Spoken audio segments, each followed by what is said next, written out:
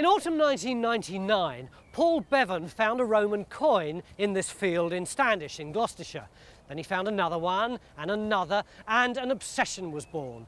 And 5 years, one archaeology course and several trenches later, he'd amassed boxes and boxes of Roman and Iron Age finds, like these brooches, these tesserae, this Iron Age axe, all this building material. There's clearly loads of archaeology here, but what exactly is it? Well, there's only so much that one man, however driven, can find out with a trowel and a metal detector, so Paul has invited this lot in to find out. And how long have we got to do it? Just 3 days.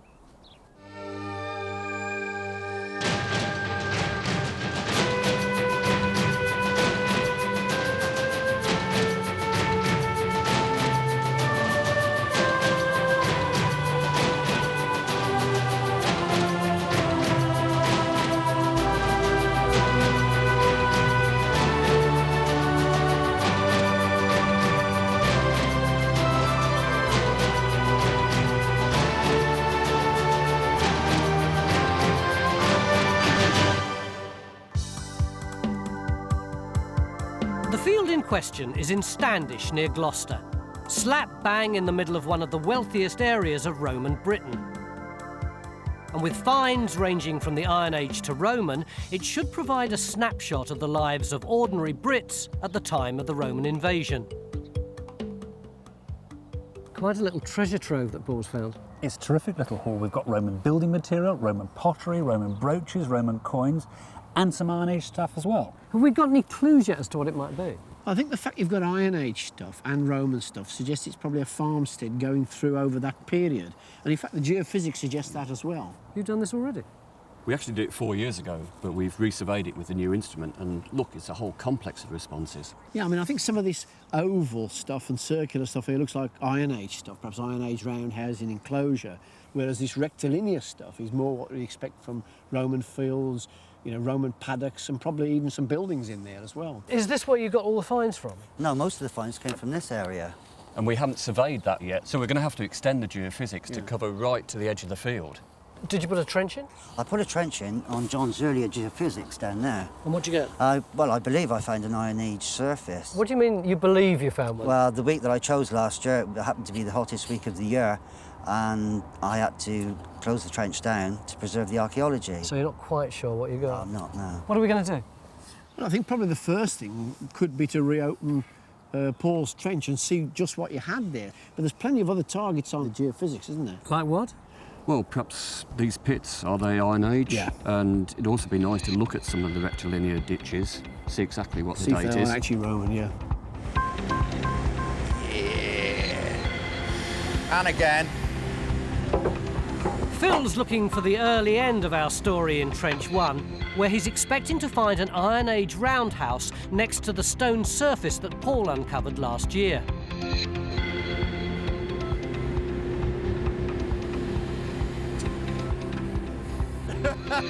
Yeah, I think that's Paul's excavation. Matt puts in Trench 2 over these two large pits. Finds from these should give us an idea of what people were eating and chucking away here, and when.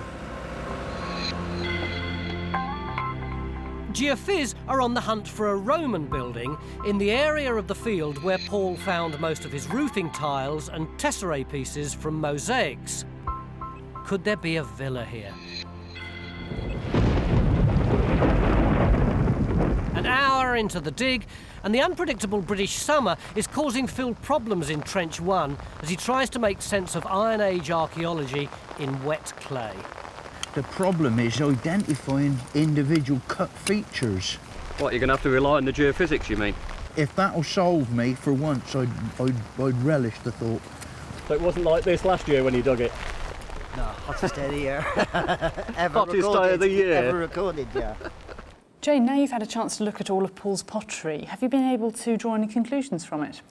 Well, he's found a very interesting assemblage of Roman pottery. He has fine Samian tableware from central and eastern Gaul. He has one piece of amphora, which we know comes from southern Spain, and that would have been used to contain olive oil. Oh, that's nice. And here we have a range of material imported from Poole Harbour in Dorset, black burnished ware. And we also have a range of ceramic building material, mostly roofing tile. So we're getting the whole range of material you might expect from a well-appointed Roman household. What kind of date are we talking about for this? Mostly we're looking at material dating from the 2nd to 4th century. Paul's finds bear striking similarities with Froster Court, just 5 miles away. Excavations there have revealed an Iron Age farmstead which evolves over the centuries into a substantial stone-built Roman villa with roofing tiles and ceramic wares just like the ones from our field. It's taken over 3 decades to untangle the story at Froster. But at Standish, we've got just 3 days.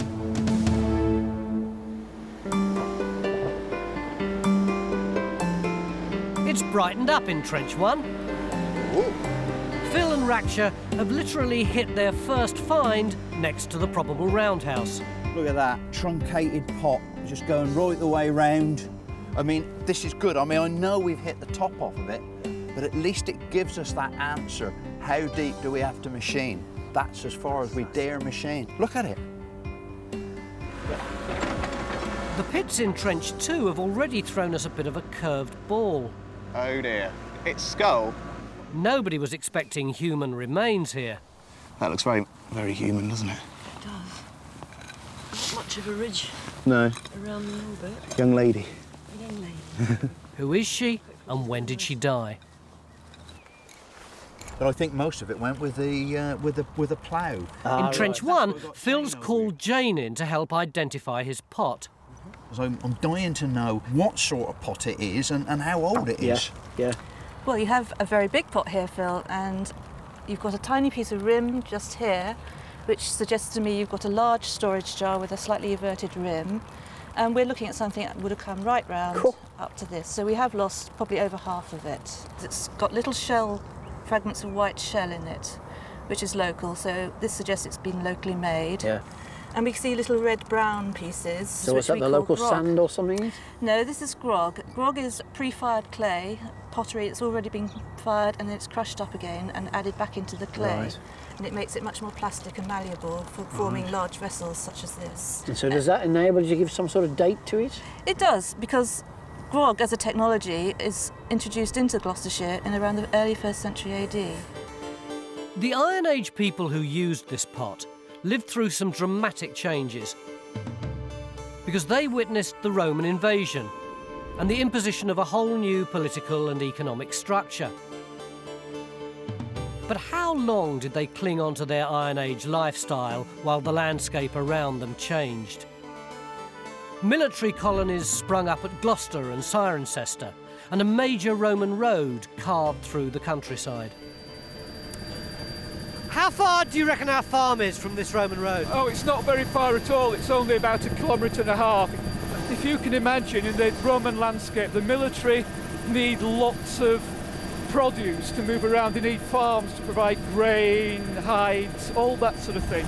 In the Roman economy, they actually take over the earlier Iron Age farms, as it were, and drag them into their economy, like tenant farmers. That's got to be a hill fort, isn't it? It is, yeah. You can see there's this big promontory right on the edge of the Cotswolds, dominating all this landscape out towards the Severn. Classic place for an Iron Age hill fort. And there you've got our site sort of stuck between the two, haven't you? On this steppe of flat land. That's right, it's actually prime agricultural ground, and of course that's why the site is there. It's a farmstead. It's exploiting this good ground in the Iron Age period and through the Roman period and beyond.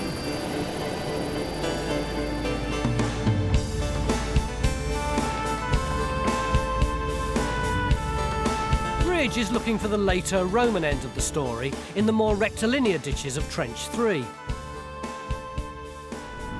Bit more interesting. Like burnish ware or something. Just a few metres away in Trench 2, the human remains are now looking like a burial. It's obviously a skeleton, but can you say any more than that, Mark? Well, from the actual position of the body, it's clearly in a crouched position on its side, tightly flexed. So what would that indicate? One of two possibilities for date, either late Neolithic, early Bronze Age, or late Iron Age. And what would your money be on at the moment? My money would be on late Iron Age, given that we know there's late Iron Age material from the site. How does it fit in with the geophys? Well, the geophysics here, I mean, we're looking for these two anomalies. Is this one of them? No, you wouldn't expect something to show with that kind of strength on the geophysics that's just a grave, unless you've got a lot of grave goods. Paul, can we borrow you for a minute? Yes. Could you run your little machine over this, see if you can get any iron spikes? Yes, there's iron in there. Whereabouts? Just there, by the shoulder. Hey! Up here. So what might that be? Well, that's nice, because if you've got a strong iron signal up by the shoulder, first of all, it tells us it's not Bronze Age. But secondly, it could well be an iron brooch, which are not uncommon in late Iron Age burials. And that's something we can date. Excellent. So we know that Iron Age people were dying here, but where did they live? The answer to that might be in Trench 1, where Phil attempts to locate an Iron Age roundhouse. You cheered up yet? You were as miserable as sin this morning. With reason, Tony, with reason. What's your reason? Well, I'm digging on clay. You wouldn't believe it, but clay is the most difficult material to work on. It really is. I mean, if it's sunny, then it dries and it goes like concrete and cracks. If it chucks it down raining, it's an absolute quagmire. Believe it or not, this overcast, damp sort of atmosphere is just about the most ideal thing. It just shows up the contrast so much better. Now look, come and have a look at this. Here's our trench, L-shaped. That bit is that bit along there, and then it runs out in that direction along there. Now then, be led by this big black blob there. You see in the corner here, we've got this big area with pottery. It's very, very dark. Yeah. Now then, here we've got this straight line, this ditch. In Here fact, somewhere? well, you're standing Here, on this, it. You're standing on it. Yeah. All right, I can see it. Well, look, there's a piece of pot there, and it's running along and running straight up there. Yeah. Okay. Here we've got another curving one going round there. And this is a bit more difficult to see. But if you're led by these bits of pot in there, bit of bone there, another bit of pot, and it's actually coming round here like that. So what you've done really is to have confirmed the geophys, isn't it? Yeah, but that is what's so good about it. I mean, we can now rely on this geophysical print to tell us about the rest of the site. So could these marks in the clay be the remains of an Iron Age roundhouse? And since we have complete faith in geophys, can they find us our Roman villa? Now done the whole of this end of the field where all the Roman building material was supposed to come from. Right. And you can see for yourself. Doesn't look anything Roman there to me. No, I mean, we've got some fantastic results, but as you say, it all looks as though it's probably Iron Age. A series of probable roundhouses. Yeah. Curvilinear ditches, paddocks, enclosures. Nothing rectangular, regular, that strikes you as sort of Roman building. No. But I mean, there are a number of targets there. I mean, that, for example, looks quite a nice thing to look at, doesn't it? It looks like a roundhouse, doesn't it? It's got an entrance to the southeast. That's exactly it. Okay, so let's have a look at that one. In the meantime, you'll carry on, won't you? Yeah, because if you look, I think we've got a boundary to the settlement there. Right. Could it come round and follow that? Well, it'd be nice to see if there was an enclosure with nothing beyond it, wouldn't it? Or fields beyond it. And then we'll have to come back to this part. God, how big's this field? Too big. Oh, God, you can do it. So there's still no sign of a Roman building to go with Paul's finds. But it looks like we have a much earlier structure. Trench 4 goes in over the shape of our second possible Iron Age roundhouse under Kerry's watchful eye. That's it, isn't it? That's it, coming through. Just give it... Or should that be John? Your trench. No. Just give it one more and then we'll do what John wants. That's better. The Bally sun's come out. In Trench 1, Phil's mood is as changeable as the weather. Look how long the shadows are. You can't see a thing. Can't see a thing. Go away. I'm grumpy again. We haven't found any grave goods buried with our skeleton in Trench 2, and mysteriously the iron signal that the metal detector picked up has disappeared. It's ready now to lift and plan and photograph. And do we still think it's Iron Age? Well, the only find to come out of the fill of this so far is Roman pottery. Oh. So it has to be early Roman or Roman at least. Right. No earlier than that. So not Iron Age at all.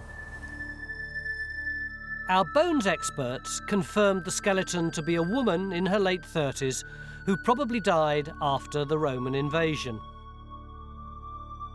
Buried without grave goods, the chances are she was a low-status worker. It's been a productive day one, glimpsing into the lives of the British at the time of the Roman invasion. And in Trench 3, Bridge is getting some clues as to what happened next. Bridget! Yes. You got something interesting there? Well, it's a very tantalising pot piece here, and I'm just itching to get into it, just in case it's whole. Would be nice, wouldn't it? Isn't What do you reckon it is, Mark? I think it's probably black burnish ware, which was made on the South Dorset coast. So what would that have been used for? It's fairly everyday stuff, cooking, storage, that kind of thing. And did all this lot come out of the same trench? We've got amazing bits of pottery here. Look, we've got these lovely rims here. We've got a piece of Samian.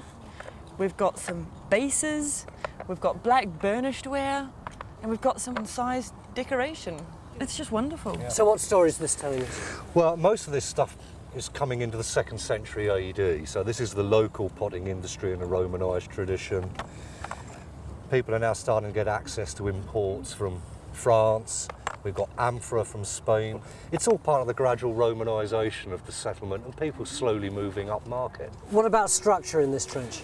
Well, there's certainly evidence again. We've got more roofing tile coming up. Yeah, so there's certainly something fairly close by. And we've got this daub here that was used for the walls of a Roman building. But no foundations, no walls, nothing like that? Not yet. Not yet? Not yet. But there's always tomorrow. Beginning of day 2 here at Standish in Gloucestershire, and in this field we've had the most extraordinarily good geophys. All these curved features, that round one there, which I'm told is probably a roundhouse. In fact, the whole thing is a great Iron Age landscape. But what really interests me is the possibility that there's a Roman villa here. We've had lots of finds, haven't we? Lots of pottery, but no structure at all. You were shaking your head. Why? Because I don't think we should go villa chasing. What do you mean? Well, there's clearly some Roman activity somewhere in this field, but we don't quite know what it's indicating yet. But there's nothing on the geophysics that indicates anything like a Roman villa.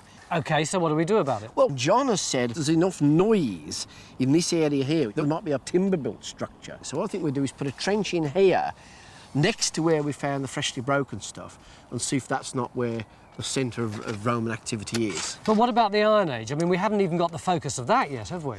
No, I mean, well, there probably isn't a focus to that in the sense of a sort of centre an estate, probably a scatter of buildings across the landscape. So we need to continue with the 3 areas we've got open. We need to know whether it's early Iron Age stuff, whether it goes right the way through, whether it's just at the Roman end of the Iron Age. And we'll get that from what we've got in the holes.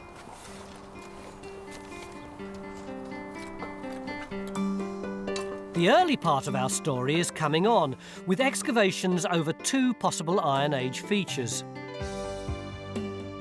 Phil's now convinced that he's found our first structure, an Iron Age roundhouse.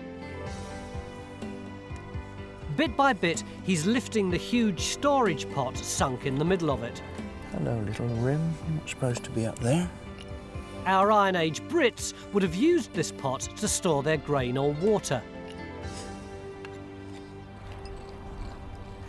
Trench 4, which was placed over the second roundhouse, has produced results that even I can see. This trench is really coming on now, isn't it? You can really see this thick, black curving line, and it sort of stops here and then starts up again all the way around to where you are. Yeah. I mean, it's lovely because it matches perfectly what we saw in the geophysics and we thought might be evidence of an Iron Age roundhouse, and we're now fairly happy that's what we've got. So why have you got this big black line? Well, people tend to call these things drip gullies and assume they've been formed by water running off the eaves of a thatched roof. They're quite irregular. But then it stops, doesn't it? And then it doesn't start again. The actual building itself would have actually been within this, set back perhaps a metre from the inner edge of the ditch. And you'd have an entrance about so wide. Yeah. But if you look where Ian is, there's a lot of pottery coming out of there, so there's no doubt about the date of this.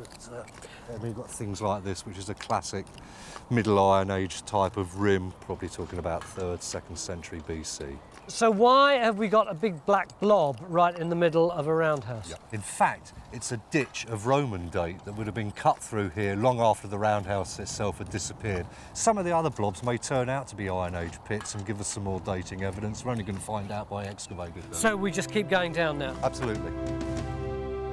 At the time of the Roman conquest in AD 45, Standish was in the pro-Roman Dubunni region of late Iron Age Britain. As our farmstead became enmeshed in the Roman military structure, our Romano-Brits, as they became known, could have accumulated sufficient wealth to aspire to leave their Iron Age roundhouses behind them and upgrade to a posh new house built with the roofing tiles, daub and tesserae that Paul found. So where is it? In goes Trench 5.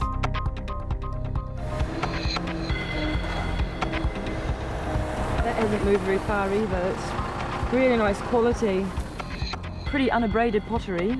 Excellent. Altogether, saying that there should be more substantial structural features somewhere nearby.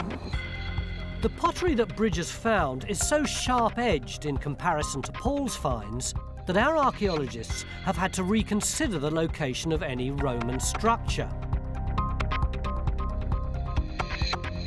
It now seems that centuries of ploughing have moved the finds up the field, away from their original location near trenches 5 and 3. It looks like we're getting closer to our building in trench 2, where Matt's found some rubble that could be from the foundations of a Roman building, and among it, some iron slag. Ah, here we go. Beauty. Oh, that's lovely. Is that from the bottom of a furnace? Where you burn your ore and all the clag goes to the bottom and kind of sets ironworking on site. So our Romano-Brits were making iron products here, such as the iron axe that Paul found with his metal detector.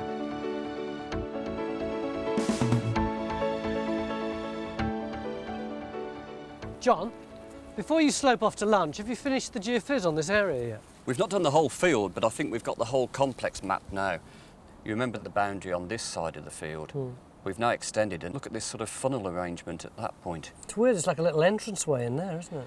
Yeah, and we've extended this way and clearly got the limits of the whole complex. So what does all that say to you? Well, I think we can stop. Stop geophysing? Yes. Well, you can have a lunch break, give us a lift. Well, I it think could we be found anything it. in the rest of the field. It might be a pyramid.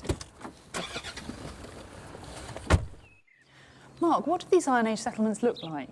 In this area, we've got very little to go on, any sort of comparative material. The best site still is Froster, just a few miles to the south of here, which of course does develop into a villa. You can see we've got this irregular, rectilinear ditched enclosure. And then within that, the excavations revealed numerous circular structures. If you compare that with the geophysics that we've got from here at Standish, you can see we've got these very similar types of enclosure. And of course at least 3 circular structures, 2 of which we've now confirmed by excavation. And the fact that we've got at least 3 of these suggests that we may be seeing the beginnings of a small village starting to form in the closing centuries of the Iron Age. As to how it actually looks, I mean, we can only speculate, but Victor's been working on a rather fine sketch here that gives a nice impression of what we've just been talking about. You can see each of the roundhouses, these smaller plots perhaps being used for vegetable growing, corralling animals, and probably looking at extended family units occupying each of these little plots. So this looks a bit like a snapshot in maybe the middle of the 1st century AD, because I see here on the edge somebody's experimenting with the more Roman style of building. Yes, this radical new introduction, yes. Corners, yes.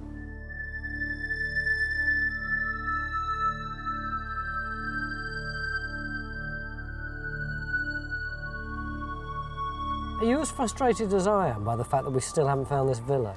Well, yes, I am. I mean, in a way, because it'd be lovely to find a lovely Roman villa with stone walls and mosaics. Underfloor heating, fountains. Oh, yeah, the whole shooting match, it'd be great.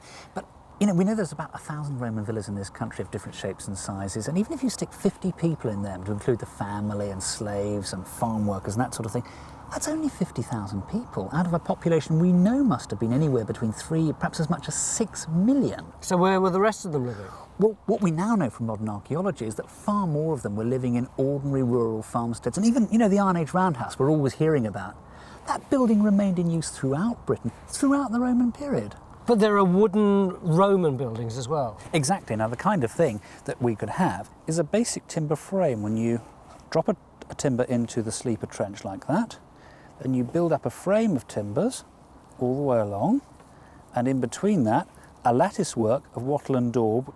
So that's a sort of twig-like structure here, framework, slap plaster on top of it. That is perfectly strong enough to support a heavy tiled roof. You can stick painted wall plaster on it, you can still have mosaics. But presumably it's going to be much harder for our archaeologists to find. Exactly, because we can only see what is visible to us, and unless timber has been burnt, it's just not going to be there. If Guy's right, there'll be nothing to see but clay, Phil's favourite. But there's a ray of hope in Trench 5. Bridget, I hear you've got a bit of wall. Yeah. Oh, crikey, yeah. Yesterday, I wanted to get some structure and bingo, look what's here. All this masonry. But it's not a very massive structure, is it? No, it's not at all. It's only about 40 centimetres. I don't think it's enough to be called footings for a masonry wall. But it could be for a timber wall. If you put a 1 foot square timber in on top of that, you could support a timber frame building then, absolutely. What I think we need to do is actually do some resistance survey. Right. I hear what you say, it's not a solid stone foundation, but we stand a better chance of seeing a building with resistance. Until now, John's been using magnetometry, which measures changes in the Earth's magnetism and shows up metals and heat-affected areas.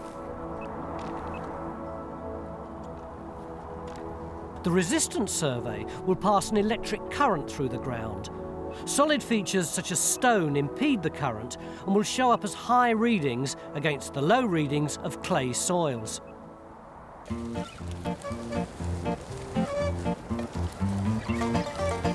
Stuart, what are you doing on a bike in the middle of a field? Well, riding it, I suppose, is the obvious answer, but this is my mobile incident room. I've got everything I need here. I've got my aerial photograph, I've got mobility, and I've got the landscape around me. It's a great way to do landscape archaeology. That's all you need. Yeah.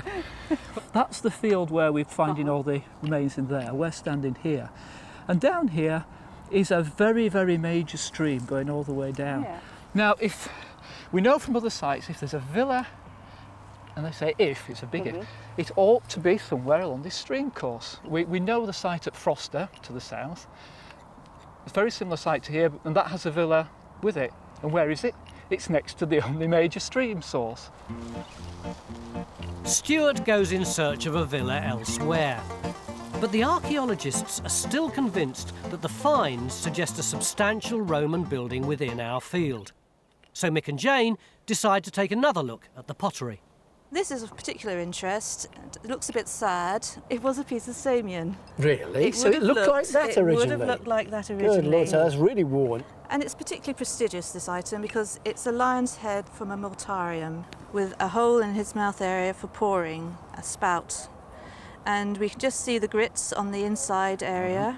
This would have created a surface for grinding. And it would have dated to the late 2nd, early 3rd century. And one decent handle. And one decent handle, and you would like this, Tony, because that would have been a tankard. How big? Well, I'm told they can go up to 3 pints. I think this is more Phil's line. Yeah, Phil's line, that is, yeah. So what's the latest material we've got? Latest we have is this little black burnished ware dish, little flanged conical bowl. With a big sort of rim sticking out. Exactly. This was made from around 270, so that's the late 3rd century, and they still made them into the 4th century. But that's still sort of a long time before the end of the Roman period. It is a long time. What does all this tell you? Well, I think it confirms that we've got an Iron Age site going right the way through, but not quite through to the end of the Roman period. I would have expected at that end to see, you know, tesserae, wall plaster, heating flue tiles. I know we've got a few tesserae from the field, but from what we've done, we've got nothing that would shout villa. Bombshell. So that means there might never have been a villa at all here. I think that's like, well, we've got to see what Bridget comes up with in the trench she's opened up. But I think that's what it's looking like, I think. I told you we shouldn't be chasing a villa. No, you wouldn't listen to me, would you? I ignored you, didn't I? Yeah, I didn't listen. The Iron Age end of our story is taking shape in Trench 4. Ian has discovered an intriguing stack of pots sunk into the entrance of the roundhouse. Nobody yet knows why they were buried. Stewards failed to find any sign of a villa elsewhere, so all eyes are on the geophys. John, what did you threaten to do at lunchtime? Stop geophysing? You've been beavering about all afternoon. Yeah, well, Mick wouldn't let us. Remember the wall in Bridget's Trench over there? Yeah. Comes through on that sort of angle. We've now done the resistance, and look, we've got this fantastic change between the low resistance, the yellow, and the high resistance, and that's where you'll have building rubble, maybe foundations. Could that possibly be our villa? Well, look where it is on the map. There's Bridget's Trench, and it's right in the centre of this area of interest. There's one caveat. What? It could be that it's all geological. Ready when you are. There's just about time for Phil to dig a test trench to find out if the geophys shows archaeology or geology. Yeah. I think they're going to come down on a mosaic floor. Well, if it is, I still think it looks very clean at the moment.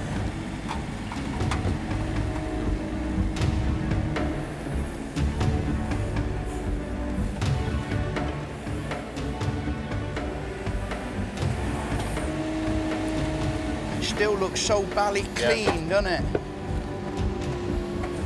John's not looking too confident.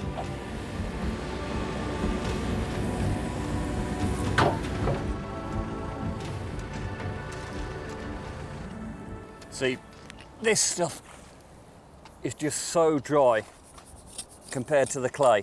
This is going to look like gravel, it's going to look like building rubble. Whereas this clay, by comparison, is just so moist and full of water. That's going to be the contrast in resistance. So it's all geology. Now our best hope for a building is in Trench 5, where Bridget's line of rubble is looking like the foundations of a timber structure. If we've only got that one wall, and one wall doesn't make a building, so but where's the rest of it? we haven't quite got one wall. It looks like we've got a return. You see, just coming up here towards your foot. What, down here, you mean? Yeah. Right. And so that would be 2 rooms attached to the one wall. Yeah. Well, it's the most substantial thing we've had, isn't it? Yeah, absolutely. Well, it is. It's substantial. And also, what's very nice is we've found something that could imply a substantial building. Oh, we've got a crikey. tessera, a very, very nice fine-grained limestone. It could be a mosaic fairly close. Well, we shouldn't be too surprised because Roman timber buildings can be substantial, reasonably impressive buildings in their own right. And we know from towns like London that they could have tessellated mosaic floors and painted wall plaster and substantial tiled roofs. So that doesn't negate the fact that it might still be timber that we're looking at. No, not at all. Right, I'm surprised at that, to be honest. We're not looking at a palace at all, by any no. means. But I think that's a very interesting sign. OK. So have we found a luxury Roman pad, a pretty basic one, or nothing at all? We're ready to start the serious work of day 3, looking for our Roman building. The situation is this. Over there in Matt's trench, you've got all that stone, but it looks like it's probably only rubble. Whereas here in Bridget's trench, you've got something that looks a bit more promising down here. Now, we can't excavate the whole area between these 2 trenches, so we're going to be relying on John's geophys. No, you're not. No, why not? Because we've drawn a blank. Yuck. Well, there's Matt's trench, there's Bridget's trench. This is all geology, and between the 2, we've got nothing. Mick? It's OK. We just go back to first principles. Which are? Well, you know, in the old days when we didn't have geophysics, you just extend the excavated area and see what you've got. So we've got walls and things in here. We move this way, see if we've got other walls to go with it. He's being his usual bright, happy Birmingham self. I'm all with him. As far as I'm concerned, he's right. That's a wall down there. So what we have to do is work over here, find another wall, make sense of this building. Well, given that we found absolutely nothing, they're being remarkably sunny, we'll see how they feel at lunchtime.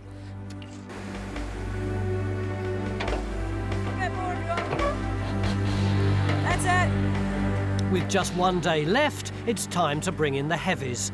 Phil joins Bridge in Trench 5. Ooh, what's this?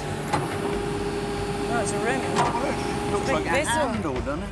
No, it's broken. It's the rim of something, more like a vase or something, doesn't it? Danny Rob, we can sort that out in a minute. Let's get on and strip this off.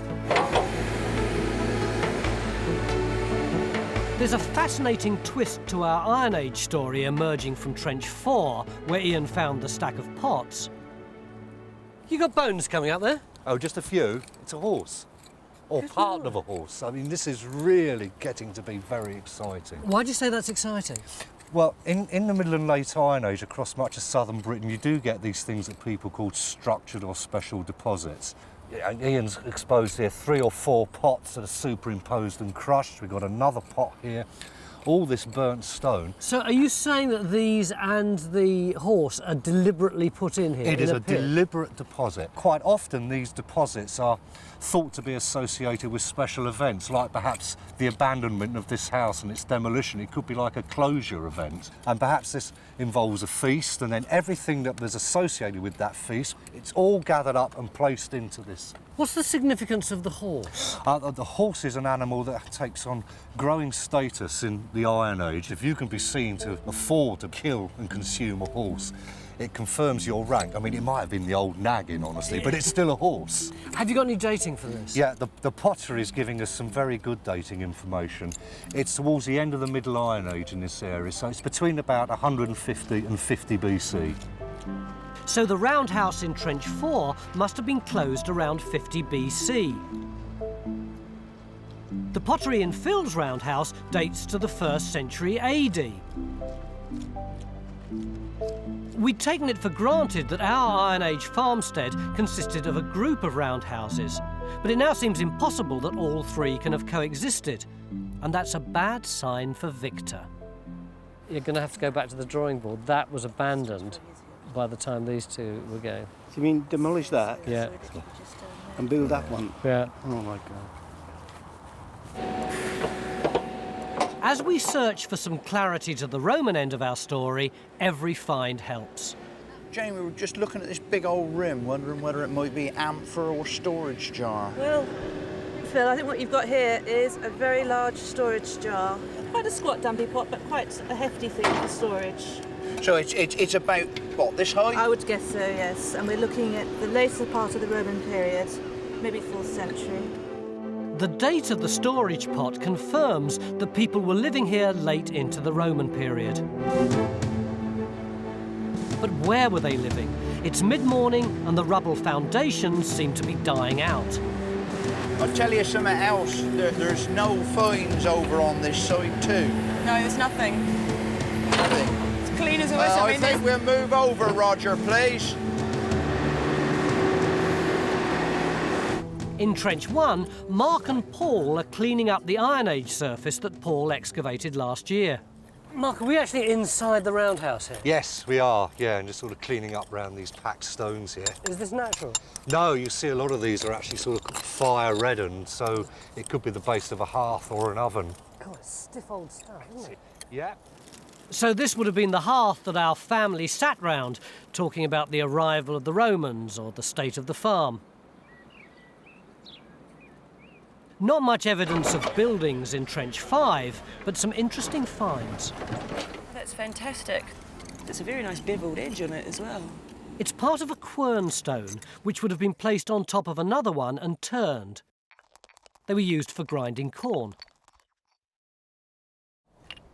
Trench 5 has expanded in every direction since this morning, but I'm not sure there's much to show for it. I've stripped off a big area out here in an attempt to follow the spread of material out here, and it dies out.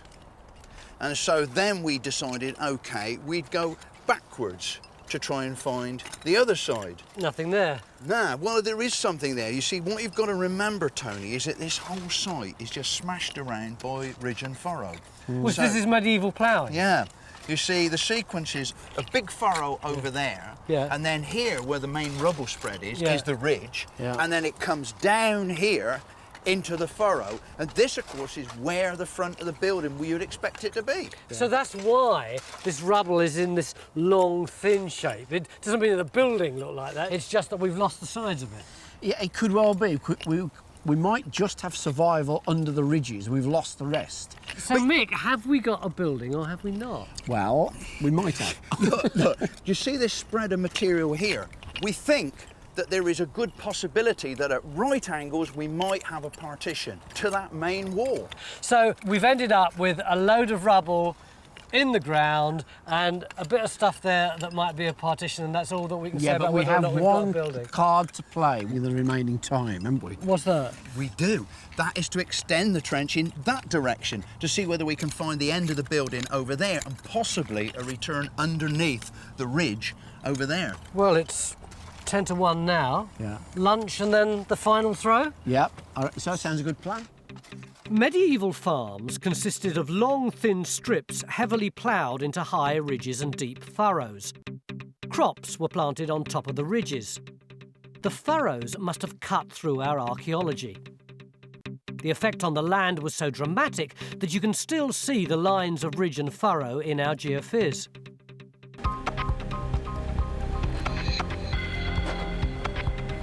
The final throw is underway in Trench 5 and things are looking up.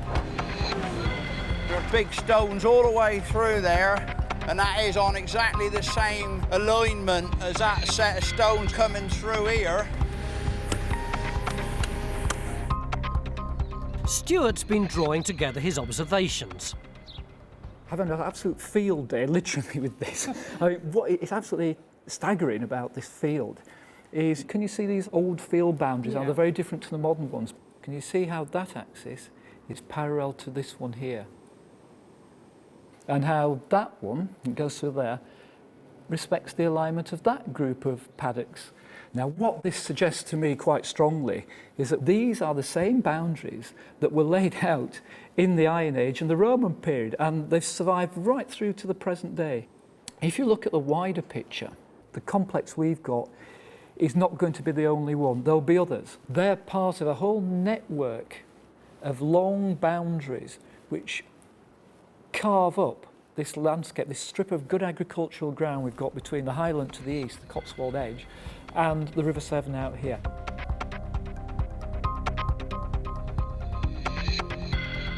You're only just a little bit below the modern plough saw when you look at it. Yeah.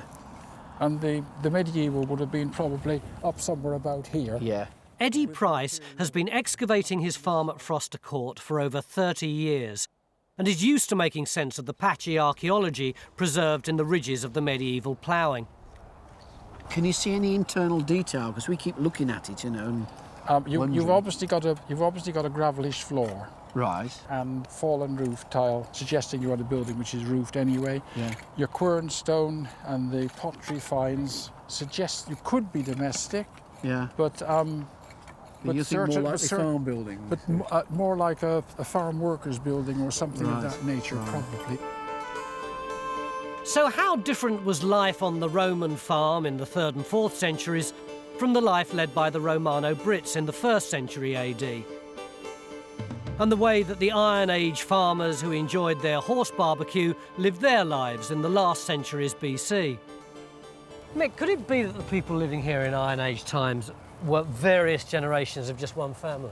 I think that's very likely. I mean, you tend to see a lot of sites on the geophysics and a lot of stuff in the ground. I think there's lots of people. But it's actually probably the same extended family, quite a big family, just hopping around the landscape and eventually ending up, of course, in the medieval village over there. Sure.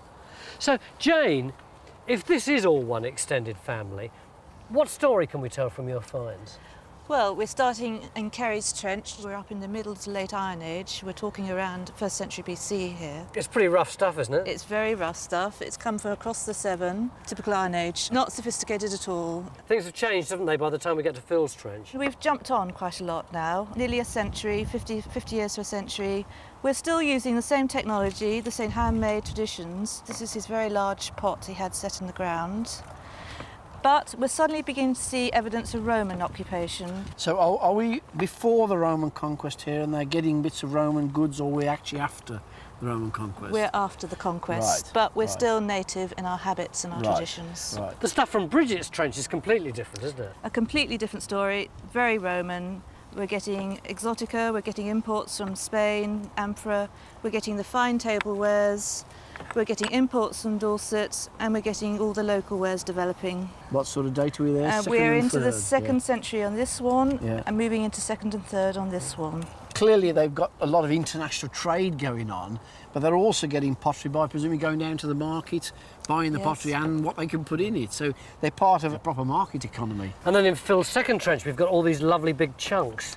We have. We're definitely into the 3rd century here. Very nice spouts from a mortarium for grinding material. I don't understand. Where is it? Where is it? Huge big bowl, studded with little grits. It's for making pesto, Tony, that's what it's for.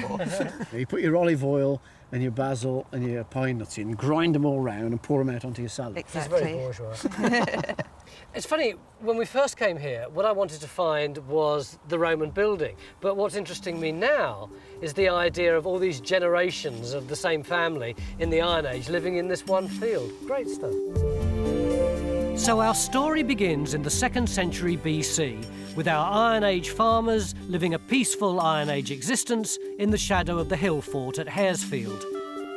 Around 50 BC, they upgrade to a new roundhouse and witness the drama of the Roman invasion unfold around them.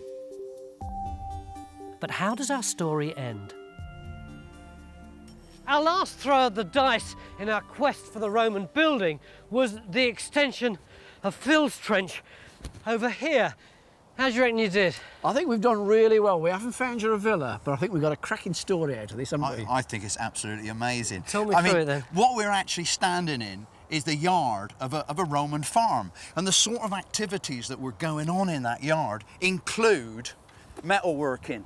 Look, we've got this lovely little fire-reddened furnace base. And the nice thing about it is that we've actually got some metalworking slag. All right, this is the yard, but where's the farm? The farm starts here. This wall here is actually the boundary of the farmyard. And I think what's happening is that they're actually throwing all their refuse on the other side, because on that side of the wall we had masses and masses of pottery. On this side, absolutely nothing. Now, if you come onto here, we've actually got the first of our buildings. We've got the foundations going along here, and they turn round here and come back. So in fact, we actually had the building in the trench all along, but we just hadn't cleaned up enough to be able to see where it was. The beauty of it is we've actually got another building, and the other building is out here. We've actually got a foundation that comes along here. It's missing here because of the furrow, the medieval furrow. Here is the ridge, and we've got a bit of the foundation, and it carries on through there. That's one side. The other side is in here, and look, there is the base of that foundation. So we've got a large building here facing out onto the yard, and a much smaller building also facing out onto the yard. Finally, we're able to piece together an impression of our Roman farm. The outbuildings could have housed the blacksmith who used the furnace.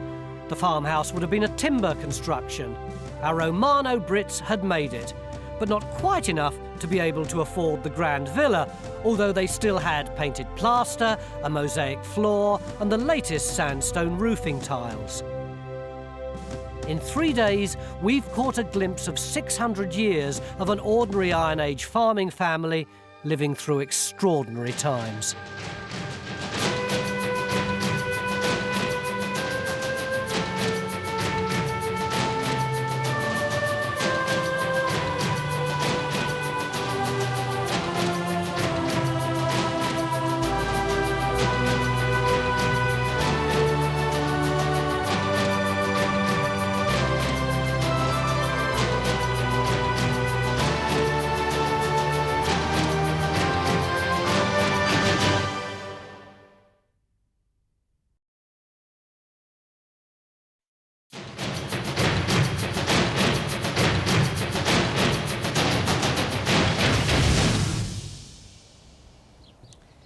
If you were a Roman soldier guarding the northern frontier of the empire, which would be worse, facing the warring Picts on Hadrian's Wall, or stuck in a tower like this in the marshes of the Netherlands, watching over the River Rhine, the main supply route into Britain?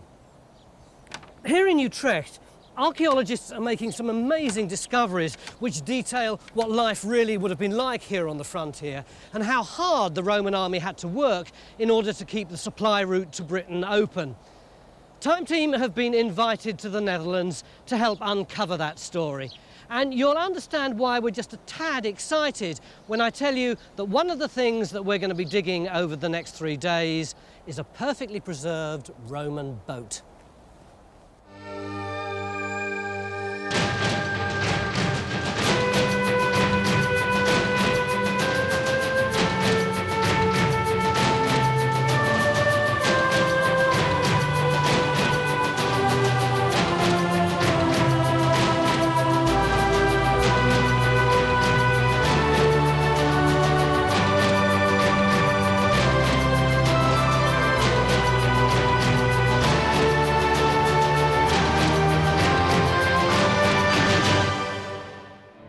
Utrecht in the Netherlands was once on the northern frontier of the Roman Empire, which at one time extended from Hadrian's Wall in Scotland all the way across to the Black Sea. In the Netherlands, the frontier followed the course of the River Rhine, which was the main supply route used to get goods and soldiers out to Britain, the island on the very edge of the known world. Amazingly, much of that story is preserved here, in the waterlogged soils on the outskirts of Utrecht, even though the River Rhine itself now flows further to the south. In advance of one of the biggest building projects in Europe, archaeologists have been given the chance to investigate before some 30,000 new houses completely cover this area.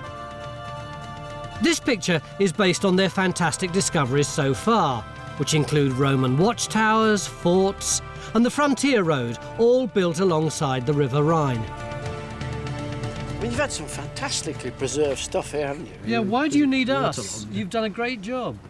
Well, after a couple of years of Roman archaeology, we're still left with a few problems we hope to solve. Have you got time with the building work? Well, if it's almost on top of you. To be honest, it's the last round of Roman archaeology. Right. The building is getting close. Yeah. OK, so we haven't got very long. What are the things that you want us to resolve for you? Well, we've got this Zandveld site. We've got a collection of amateur finds and some trial trenches in the neighbourhood, suggesting a military site, but we're not sure, really. You said two problems. Yeah, there's not a problem over here. That's a river bench. We excavated one ship, a Roman ship, a couple of years ago.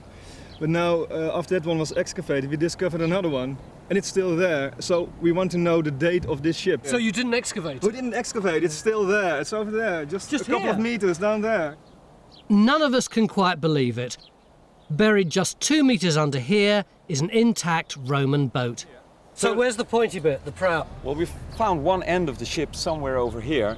And, well, we expect it to be running 30 meters in that direction. 30 meters? What, I mean, in other words, it goes right through those trees then? Well, deep down under, really. I mean, it's going down very steep in that direction. Eric, I mean, look at this. This is so dry. What makes you think it's still going to be well preserved in the ground? Well, I hope it still is. I mean, it was there 2 years ago when, with the same conditions. I mean, it's waterlogged, really. You have the groundwater table is, well, this deep, I guess, at the moment. We've got to find it first, haven't we? I think so. Let's get... No, it's here, mate. And look, we've got a digger. Let's use it. Let's get started. Eric and Hera discovered the boat 2 years ago, but only had time to expose a fraction of it. Essentially, our goal is to find out how old it is, and personally, I can't wait to get my first glimpse of a genuine Roman boat. But we're also going to try to help sort out what was going on at the Zandveld site that was further along the river. Eric and Hera discovered a Roman watchtower in this area, but because of pottery finds in this field, they think there may be a small Roman fort here too. They're hoping Geophysics might be able to locate it for them. Roman forts on this frontier were built within half a day's march of each other, and several have been excavated. The dig here at Alphen Fort turned up many well-preserved Roman coins like this one, which tell a story in themselves. It had been assumed that the forts were built by Emperor Claudius on his way to successfully conquer Britain in 43 AD. But surprisingly, the coins have revealed that it was the Emperor Caligula who fortified the supply route to Britain a few years earlier. There was a massive amount of Caligulan coins nearly 400 of them, which is very impressive. And in my opinion, the whole fort dates to 40-41 AD. So what might Caligula have been doing here? He was the third Roman emperor. He only reigned for 4 years, from 37 to 41. He was extremely keen to emulate the great military achievements of his father, Germanicus, who was a general who fought up here very successfully along the Rhine. The only trouble was that Caligula was slightly demented and a bit of a murderous megalomaniac.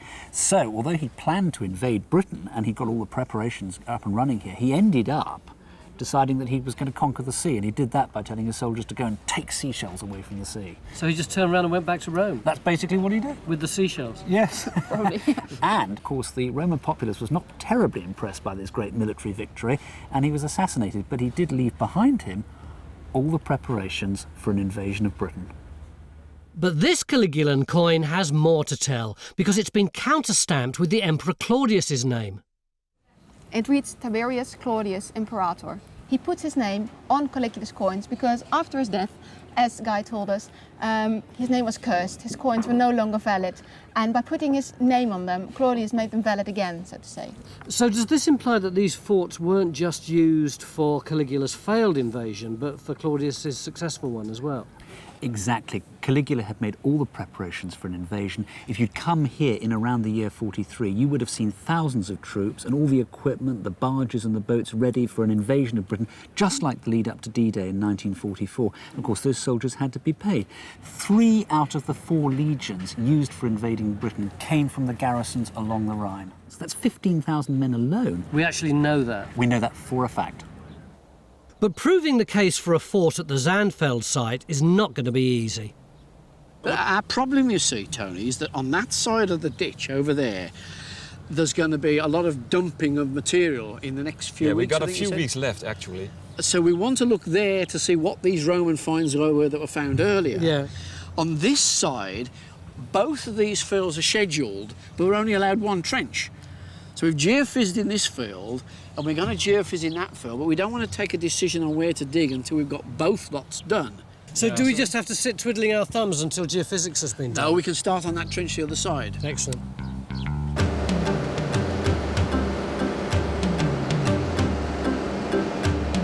So, as the first trench gets underway at the Zandveld site, I'm going to check how Phil's getting on locating our Roman boat. Phil? Go! Is this stuff what Eric's guys laid down last time? Yeah, this is the polythene that's directly on top of the boat. This plastic sheet was put down to keep the moisture in the soil and help preserve the boat until this excavation could happen. There she is. Look at that. Oh, look at that. Can I come in, Phil? Yeah, come and have a look at this. I mean, look at that. You can't. Look at that. I mean, listen to that. That's as solid as rock, isn't it? Eh? Super. Yeah. Wow. Come on, you're enjoying this, aren't you? I certainly am. I mean, that could have been in the ground for 5 years, couldn't it? But you know, it's been there for 2,000 years. Extraordinary. Incredible, isn't it, eh? Yeah. I mean, that's the beauty of it. It's not just a piece of wood. You know it is actually a boat. I mean, somebody's actually seen it. They know it's a boat. But there's just so much we don't know about it. At this rate, we'll have it in the water again by Friday. The boat that Eric and Hera have already excavated was found just a short distance away and is of the same type as the one we're digging. It means that we know our boat should look something like this. This is a Zadadam-type river barge, named after the place where they were first discovered. These flat-bottom barges were used by the army and independent traders to move cargoes along the River Rhine. Most, like this one, have been dated to the 2nd century AD. But according to Eric, our boat could be significantly earlier, which would get the archaeologists really excited.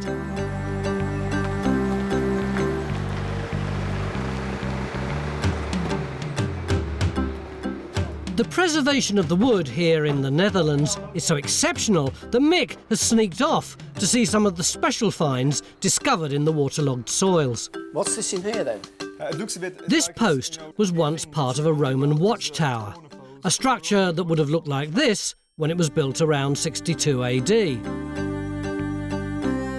Not only is this post the best preserved in the world, but it also has something written on it.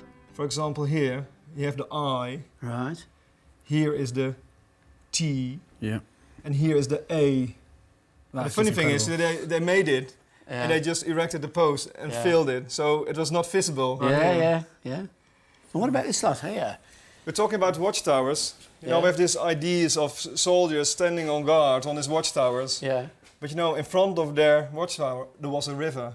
I was going to say, these look like fish traps to me. Exactly. You know, These, in fact, are eel traps found in front of one of the watchtowers, and something like 1,950 years old. the eel entering this little thing here, the tunnel, swimming through here, entering the basket, you know, swimming around, eating the bait. Here were some little twigs here, but I couldn't get out. And to hold it on, you know, on place in the riverbed, they put a lot of things inside. I was going to say, it looks like Roman tile in that one. And this one is even better. Brick and tile here. Roof tiles. That one, you know. Just to weight it down. Yes, to weight it down. This one has such a fine little twigs. Look at these. I like this one the most because it's so beautiful made. And the preservation of the boat looks to be just as good. Phil, that piece of wood must be at least a metre below the bit that you found. I know. But the main thing is we've now got the bottom of it, and you can see, look, there's the join between two of the planks, and it comes through underneath this main rib. There's a heck of a lot of it there, I isn't know. there? Could we have the whole of the boat here, Jaap? No, one of the ends of the ship is missing. We don't know if it's the fore or the aft, but it's above the groundwater table and completely gone, and it only left a soil mark. But So here all it's- this is stuff that you've exposed before? Yes, OK, so when do we get to stuff that's new archaeology? in an hour. Wow. Which bit? And, the bit just under the feet of Phil. So you literally dug down one side of the ship. It was a boat, only a part of the but you never saw the whole thing No, right the way across. Phil, what's that lump just below this new piece of wood? Well, we've got one here, and one there, and another one there. These are big chunks of volcanic rock, and Jaap reckons they've fallen into the boat from the riverbank. Surprisingly, there's no natural stone in the Netherlands, and it appears that the Romans shipped in basalt rocks from Germany to try and stop the river eroding the road along the frontier. Over at the Zandveld site, the news isn't good. The Geophys survey hasn't revealed anything that looks obviously like a Roman fort. Worse still, having decided to investigate this intriguing blob on the plot, our one and only trench allowed in this area has revealed what looks like modern rubbish. It's copper.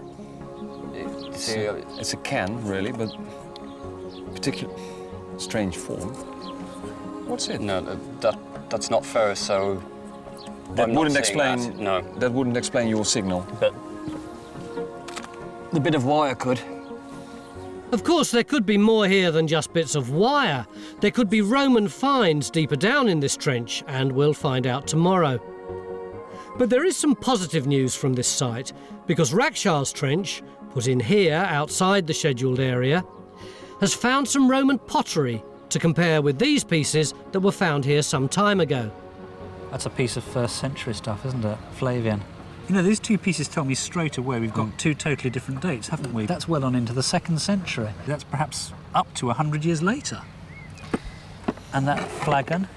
This all screams Roman army to me, doesn't it? This quality of assemblage. Yeah, I mean, we have a few hundred pieces of pottery, and normally, if you have a native site, you would have expected 30–40% of handmade ware. Right. And there's nothing. No. I mean, not a single piece. What about the stuff you found, Raksha?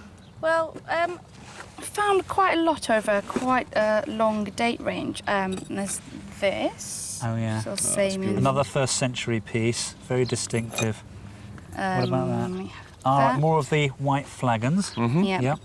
But we do have something here that Eric and I are very excited about. Well, it's an ordinary plain Samian cup, but it's got writing on it. Not just that, though. I think I have a little present for you. Is it the same one? Try this one.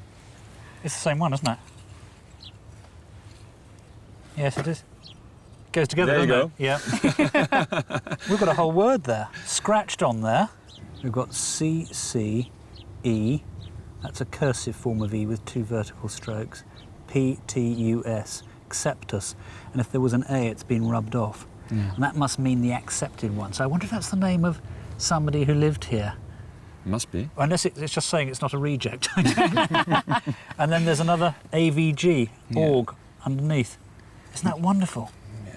Beautiful. I mean, this points to military present, I would say. Yeah, reading and writing. There's always far more of that on a Roman military site. Out here, in these remote provinces like Britain and on the Rhineland, it's extraordinary, isn't it? So, we're not giving up at the Zandveld site just yet. But right now, as we reach the end of the day, I have to admit that my attention's focused completely on our Roman boat. In fact, what you here see is the top of this plank, the upper plank. That's that one there? Yeah, that one there. So what we've got is the full height of the boat in the trench? Yes.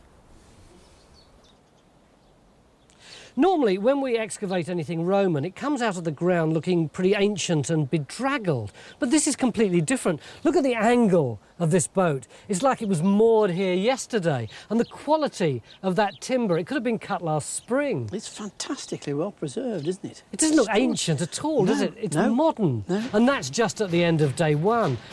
I can't imagine what this is going to look like tomorrow. Beginning of day two here in Utrecht in the Netherlands, which used to be part of the northern frontier of the Roman Empire. And we're looking at two sites, a mystery military one over there, and this huge trench here in which there's a Roman boat which is coming out looking, in my eyes, really modern and pristine. Except last night I had a moment of panic. Suppose it is modern and pristine and not Roman at all. Yeah. There are no Roman finds associated with that boat. I haven't seen any Roman graffiti on the sides of it. And dating this stuff must be really difficult. Is it Roman? How do we know?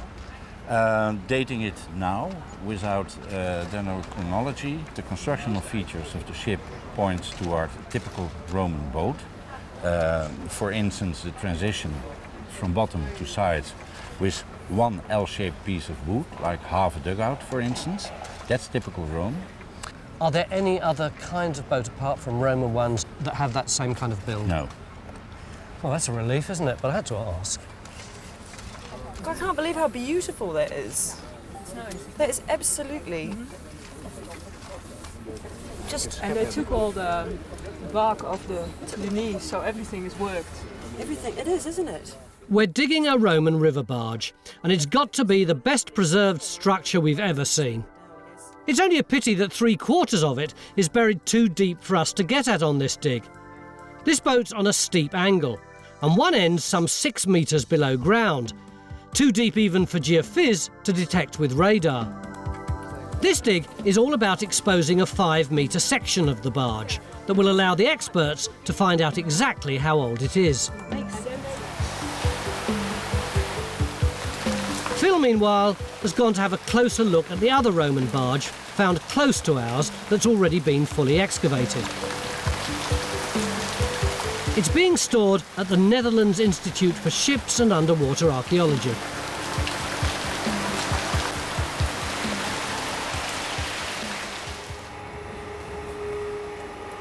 And it's just been raining. Joining Phil on this trip is British woodworking expert Damien Goodburn. Unbelievable. Absolutely unbelievable. This is the bow end. Up there. Is that the front? That's the front. That's the mast. And in that big block, that's where the mast goes, yeah, that's is the it? mast, yeah. We didn't find it, but there was a mast in there. I mean, probably carrying a sail, but also used for towing, with ropes. for pulling the boat. Yeah.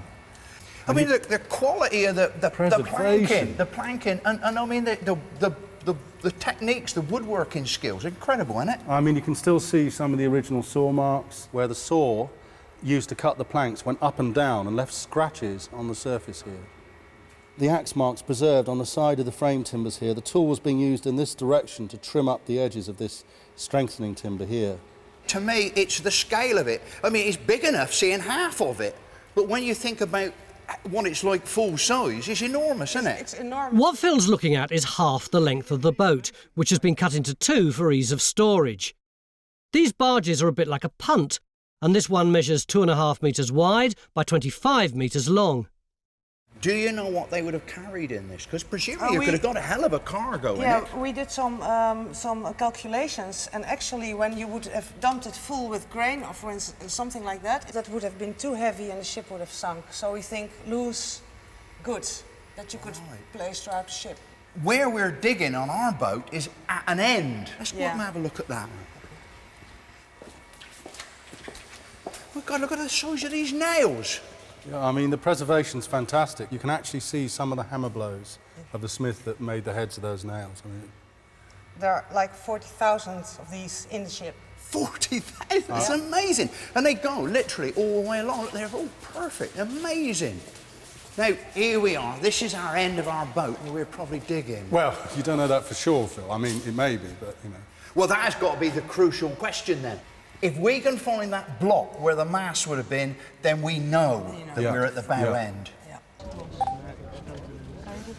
Well, it may be a while before we find out which end of the barge we're revealing, because to piece together the story of this boat, every bit of evidence has to be recorded, even the basalt blocks scattered around the trench. Eric, the high-tech boys have moved in. Yes, it's a drawing arm really. It's a mechanical thing which you can follow the beams and planks, and it sends coordinates to the computer. So it's just mechanical, and you just follow the lines of the beams and planks. And does it do it three-dimensionally then? Yes. So it's essentially for recording? It's a recording, it's a drawing arm, we call it. Back in England, we've got a bloke called Steve who does that with a pencil. The story revealed by excavating the other barge, Demern 1, was that it had been sunk accidentally, as it was discovered with all kinds of personal possessions still inside the cabin. The cabin is a unique discovery in itself, and it's been partially reconstructed. Well, yeah, I mean, off the boat here. Yeah, they had to dismantle it on the ship, and this is a reconstruction of what was actually found. And they, with the dark line here, they've indicated what was found in position, and metalwork and woodwork. I mean, it's absolutely incredible. It's unique. No other ship has this sort of cabin. I mean, it's got all the creature comforts. What amazes me too is they've obviously got something worth pinching, because that is a very efficient incredible lot. Yeah, amazing, I mean, isn't it, eh? that means they could leave the ship overnight or whatever, or at least for a while, and keep the precious things secure inside the cabin. Well, they obviously did have something worth pinching. The finds inside the cabin include a stylus for writing and military-style sandals, which have prompted the suggestion that the owner may have been a retired soldier. But most impressive of all were a set of tools that included these wooden planes that even had the shavings still in the blade. The wooden parts are being preserved separately, but despite being just over 1,800 years old, even the metal looks as good as the day it was made. I don't know, is the original lock isn't better than the reconstruction? Yeah, it's it amazing. really is. And there's just such an array of tools. I mean, you've got shears, entrenching tool, boat hook. It's just stuff that you instantly recognise. I mean, this crowbar here is just about the same as what you can actually buy today. I know. But amazing. Then again, you get things like that. What on earth is that? Well, if you compare it to this one, you see it's the same kind of handle as this key has. But actually, they reworked it into a chisel. And they worked with it as a chisel because here you see they really hammered on it. Most of these objects, they look very sort of domestic. They look very peaceable. But then on the top of that, you've got a spear. Well, actually, if you look at all the wood preserved in the ship, if this was a spear, the wood would have been there. And it wasn't. So it was on board for another reason. Maybe a knife or something like Maybe that? a knife, whatever. But it wasn't used as a spear because we didn't find the shaft. It's certainly got me thinking about what surprises this barge might have in store for us. And with the basalt rocks now being lifted out of the way, the diggers can set about revealing more of the boat itself. It appears our boat was abandoned here on a bend in the river. And one of the reasons it's preserved so well is that it's been covered by the wet river silts laid down as the Rhine gradually shifted over the centuries. Eric, in fact, believes that the Roman army's biggest challenge here on the frontier was battling the natural forces of the river, and that our barge may be part of that story.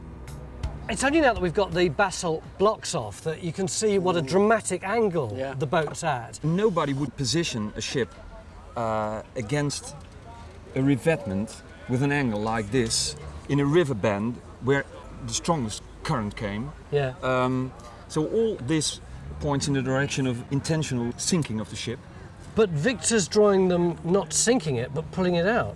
Well, they would have had to fix it, its position, on the bank, and... But with these ropes? Yes, we draw it on the bank a little and maybe throw in all these basalt blocks. So are you suggesting that they put it in that position for a particular reason, like being a pier or a quay or something like that? Well, what we know, we've done a lot of research in the environment, and we know the river was threatening the Roman road in the background around 100 AD. This construction was made in 100 AD. We have dated the poles of the construction. Yeah. And its shape suggests that it was meant to protect the road from erosion. Eric thinks that the boat was used as a barrier to stop the river eroding the bank. The Roman engineers seem to have fought a constant battle with the river as it kept shifting position. But they'd no other choice because they were surrounded by marshland and everything had to be built on this narrow ridge of sandy soil. So a critical thing, presumably, is going to be whether the date of this in relation to this. Because I can imagine that you wouldn't use a new boat for this, would you? You wouldn't. Eric, what's the oldest boat of this kind that has been found so far? Well, we have one other boat of this type. It was found in Xanten. That's post-dated, 98 AD, which means they didn't measure the, what do you call it, the sapwood. The sapwood, the sapwood, which will give you an exact date. So it's a post... A bit after 98 then? Could be 40 years after. Oh, could be 40 years, yes. Right. So if we do get an early date, this would be the oldest boat of that kind that could could well ever be be found. Could well be. Wow, yeah. But to find out the date means doing something fairly brutal to our boat.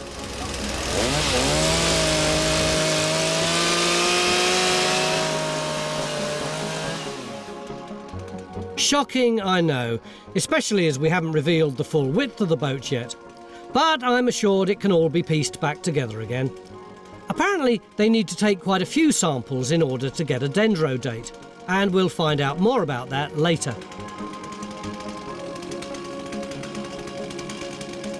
Mapping the changing course of the river has been crucial in developing an understanding of the frontier. But as you might imagine, the archaeology is a tad complicated in places. This is especially true at the other site we're digging here at Zandveld. Eric and Hera's excavations found the corner posts of a Roman watchtower built beside the river in the 1st century. But 100 years later the river had shifted, and pottery finds in this area suggested a bigger Roman presence, something like a small fort, may have been built here in the 2nd century.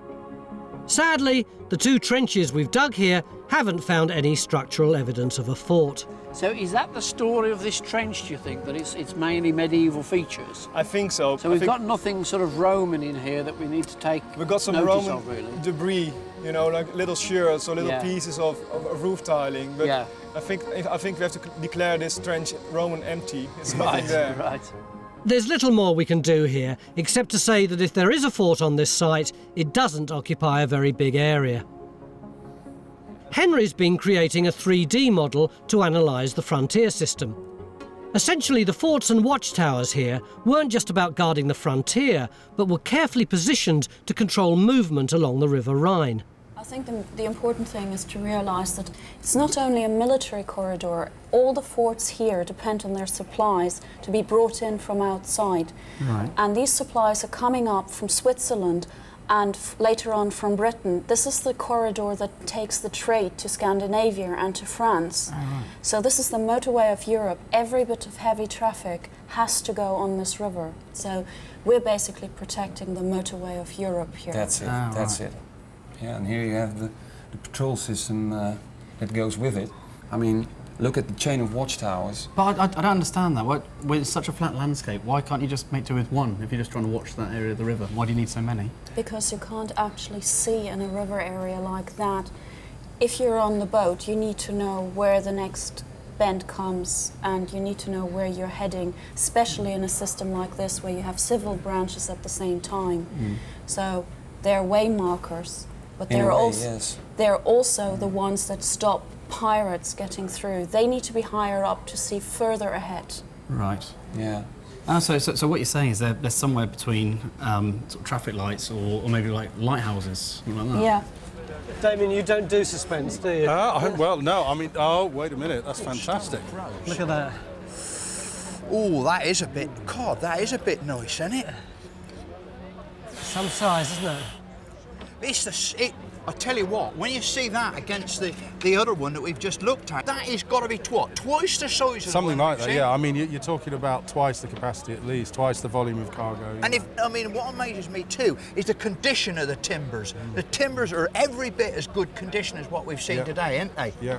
And the size of them too. What's your first thoughts? Well, it's fantastic. I mean, we should be finding these things in England. We're not, so we have to come here to find them. They'd have had them in England. Well, I think it's likely. We've got lots of Roman ports. We've done a lot of work in Roman port excavation, especially in London. We've got seagoing ships of the period of Demesne 140 AD-ish, and we haven't found the river barges. We've got dugout boats, we've got seagoing ships, and we're missing this link. This is a missing link. And now, after a hard day's digging, we're beginning to see the details of this boat. Phil's first question, though, is fairly basic. Do we now know which end we're digging? I think there is 80% chance that we now know what end of the ship it is. For the mast step would be on a quarter of the length of the ship, seen from the front end. From the front end. Yeah. So does that mean it would be in here? It would necessarily be in this trench. If it was the front end. Yeah. So we can say 80% certain that this end is the stern. Yes. The back end of the ship, yeah. That is amazing.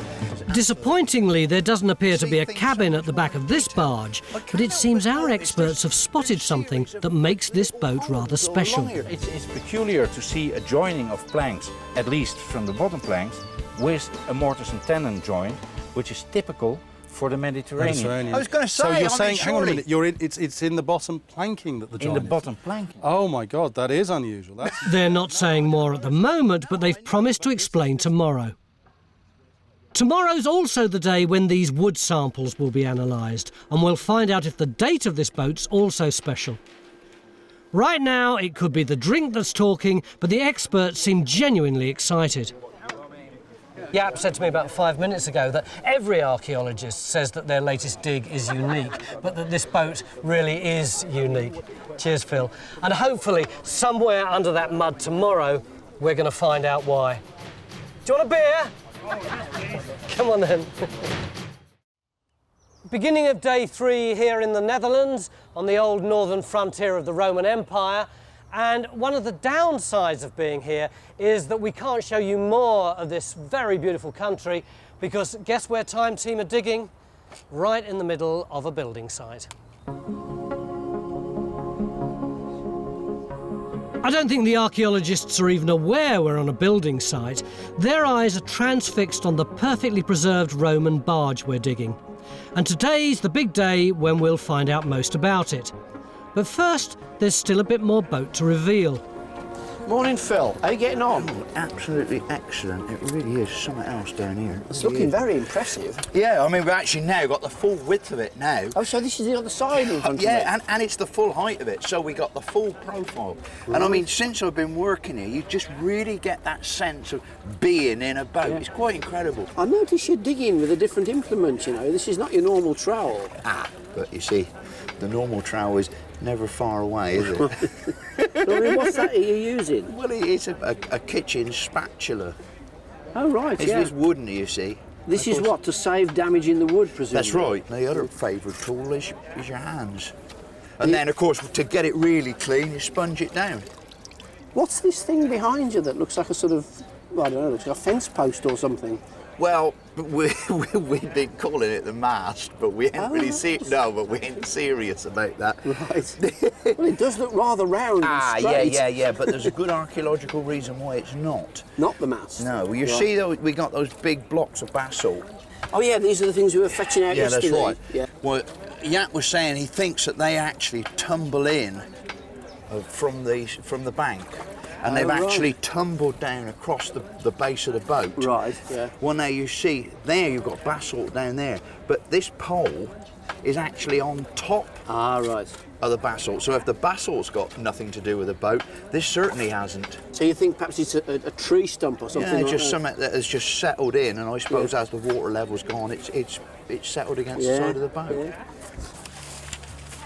Oh, wow, yes, that's rather good, isn't it? This is a model of Demesne 1, the other Roman barge already excavated in this area. Jaap's brought it in to point out some of the differences with our boat. As you can see, the general constructional elements are the same, but on the other hand, this ship is 2.5 meters wide, and the ship we are excavating now was at least 4 meters 80. Wow! Almost twice. So does that make you think that the boat we're digging was actually longer than this one? It's longer, but it's not twice as long. I think it's in between 30 or 35 meters long originally, and I think more towards 35 than towards 30. These barges were the lorries of their day and the only cost-effective way of transporting goods, some 20 times cheaper than going by road. As I understand it, these barges helped to transport all kinds of Roman goods heading through to Britain, but I'm not sure exactly how the supply system worked. What we have over there, what we've been looking at, is part of the river truck part of that journey, if you like. Utilitarian boats carrying bulk cargoes down the Rhine of all kinds, some of which were things like wine and so on later on that came over to Britain.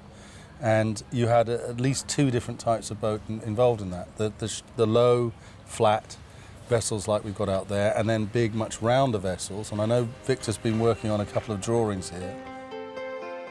A 35-metre-long barge like ours would never make it across the North Sea, and the goods would be transferred to a seagoing ship like this. This particular ship, Blackfriars 1, was found in the River Thames in the 1960s. It's possible, in fact, that the goods were transferred from boat to ship here at Utrecht. The name Utrecht means trajectum, which means the crossing point. People assume sometimes it just means crossing from one side of the river to the other, but it can also mean crossing from the river system into the sea. And then, do they cross straight over from Utrecht to Britain? Not quite. It is easier to sail down along the coast into the delta. This is down here somewhere? Down here where the big islands are, yes. It's near the modern ferry ports of places like Vlissingen or Flushing. And it's basically from there over you get a good sailing straight into the Thames estuary. Yesterday, Jaap hinted that he'd seen things in this boat that make it a unique discovery. And now he plans to show Phil exactly what he meant by that. He's been busy sticking yellow pins into these planks to indicate where they've been fastened, using a mortise and tenon joint like this, a technique that's never been seen before in any of the Roman boats found here. So what you're saying then, that these timbers are not merely joined to these, but they're joined together through there yes. by a piece of timber. Yeah, really. And these yellow pegs mark the pegs that actually seal the joint together. Yeah, that's true, yes. That explains why you get pairs of them against the joint. What is actually the point of using mortise and tenon on a boat? Well, because it makes the otherwise weak bottom, you see how distorted it is here, it's not a very strong construction, and it makes all the planks held together, and so they don't move like that easily, so they're less likely to leak. It makes the bottom stronger and tighter. So far we have excavated approximately 15 ships from this type. It's the first time we see a mortise and tenon technique to join the planks. Normally the planks are held in place by quite a lot of iron nails through the floors. They probably used local people to make the aisles, the L-shaped pieces of wood, chaps that were normally making dugouts.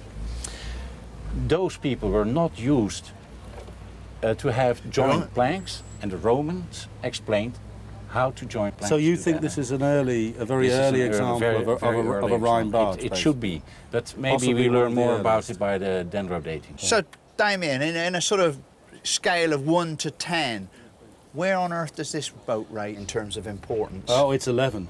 It's 11 because it's throwing all the accepted ideas up in the air. It's that important. Oh yeah, yes. oh yeah, oh yeah. It is. So important, in fact, that we need to take the chainsaw to it again. Apparently, we need more samples to analyse in order to find out precisely how old this barge is.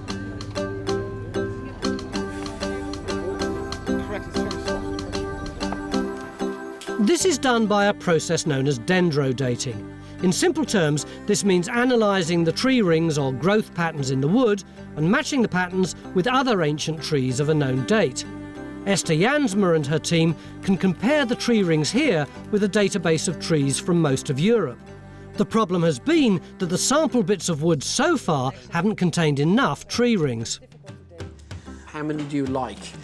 At least 80 or 100. Right. Yeah. And did you get that from this? Well, this we got it from the Kimstukken. I don't know the English term. The L shape. The L shape. You know? Oh, the brackets. Sort of. Right. Actually, Right. One of the L-shaped pieces and Right. a bottom plank who are very long. But if you look, crikey, yeah. How many years of that then? This one is 208 rings, and this one contained 189. But when you look at the pattern, you can see all these periodic dips in the growth in this tree. Even though these samples had over 100 tree rings, they haven't yet been able to find a match with the database, which is why they need more samples. The appliance of science is in evidence out here too. What are you doing with your little pump? We're trying to get some groundwater up. Why?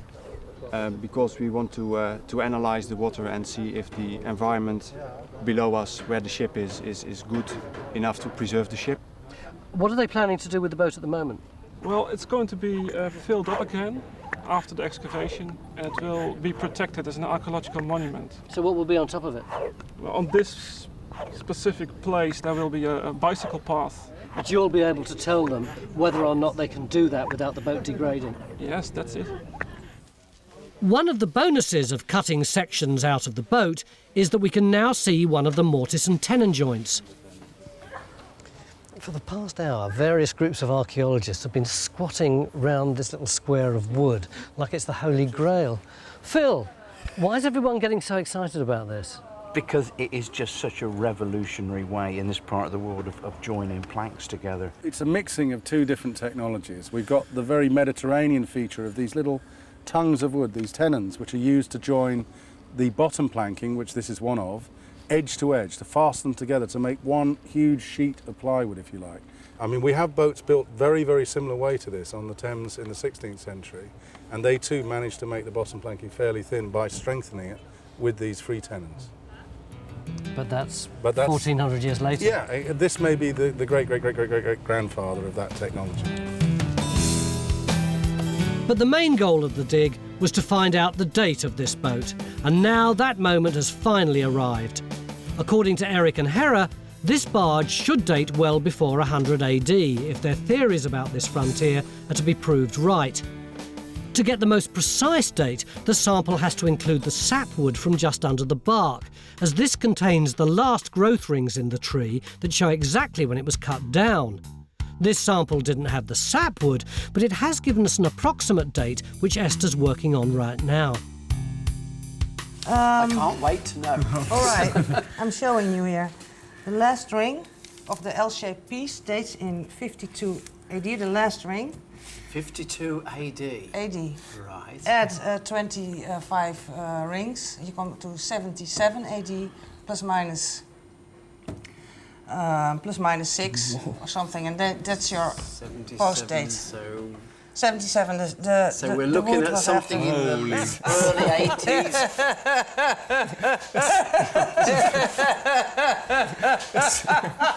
Well, I thought there'd be some reaction, Eric. Why is that so exciting? No, I mean, it's just about, I mean, I said 85. Yes, you didn't did. I? Yes, I had 55, so I'm way out. I said 71. I said 71. Is this exactly the time that you wanted? Yes, I mean, if you asked me this morning, I mean, the only thing I could think of, when was the first serious phase of construction on this land infrastructure? Yeah. To my opinion, it began around 85 AD. That's after 7 years of research. So, that was my guess. So as well as all this infrastructure going in, they're getting the shipping sorted out to bring the supplies. Bulk carriers were constructed. So that was my guess. I think they're quite happy with this date, Esther. Yeah. It's always good about Esther always brings the good news. It's a great finish to the dig and their project in this area. Oh, now you can really see its boat shape, isn't it? But given the importance of this barge, I have to ask them, is there any chance the rest of the boat will ever be excavated? If the groundwater level lowers and we notice that, there's degeneration of the wood, I think you call time team.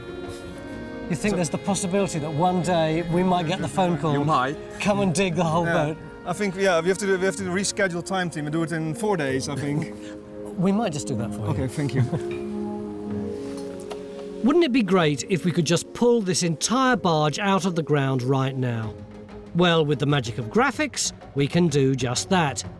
This way, we can see the full scale of this unique river barge, which measured just under 5 metres wide and something like 35 metres long. This is the missing link, as Damien calls it, the earliest example of a Rhine river barge. It was constructed most likely for the Roman army, using a mix of local and Mediterranean shipbuilding techniques. Built around 85 AD, this barge seems to have had a working life of 15 years before it was deliberately sunk around 100 AD to stop the River Rhine eroding the frontier road, a desperate measure by the Roman engineers fighting a constant battle against the forces of nature. And now there's just enough time to share the news with the people who did all the hard work.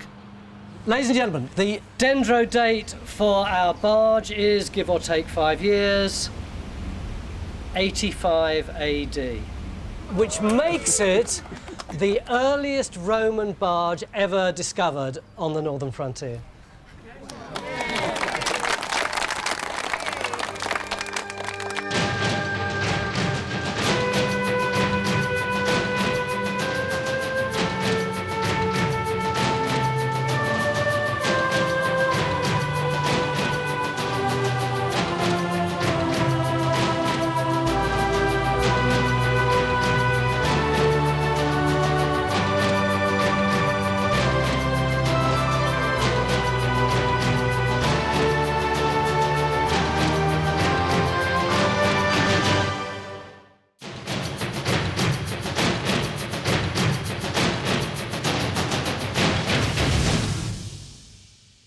Nearly 600 Roman coins have come out of this field in Surrey, not to mention 40-odd Roman brooches, this lovely little cockerel figure, there's these steel yard weights. Clearly the Romans were here, but what on earth were they doing? What could have generated so much stuff? And what about this thing? Some archaeologists think this is part of a scepter. If it's a scepter, it would have been held by a priest. If it was held by a priest, then we may have a temple. Although, forgive me if I'm a little sceptical about that. On Time Team, we don't have a very good track record of finding Roman temples, but you never know, maybe this site will buck the trend.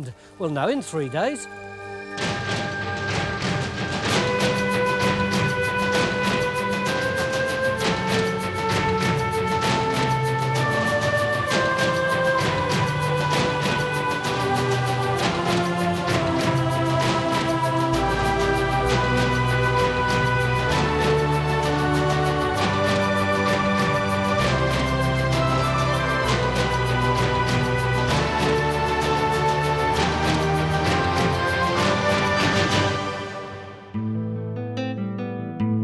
Question runs along a major Roman road leading from London to Brighton. And yet surprisingly little's known about any settlements alongside it. We're here because of this man, David Hunt, who spent 15 years scouring this field, carefully mapping literally hundreds of fascinating finds. It is a lovely array of finds, Neil. Did they say temple to you? Well, I think so, Tony. These are not the sort of things that are going to be dropped on a Roman pig farm, are they? These are deliberate offerings which suggests giving things to the gods. I don't see so much evidence for a temple yet. The easiest thing really is to say is, what is this site not? It's not a Roman fort. It's not a Roman town. It's probably not a villa. That leaves a realm of other possibilities, like a shrine site, like a temple site. It could be just a street-side settlement. It's really up for grabs. OK, we know what it's not, but whatever it is, do we know where to look for it? Well, we do. Look at the distribution of the finds here, Tony, and two major concentrations. John, you've cheated. You've already geophysicked.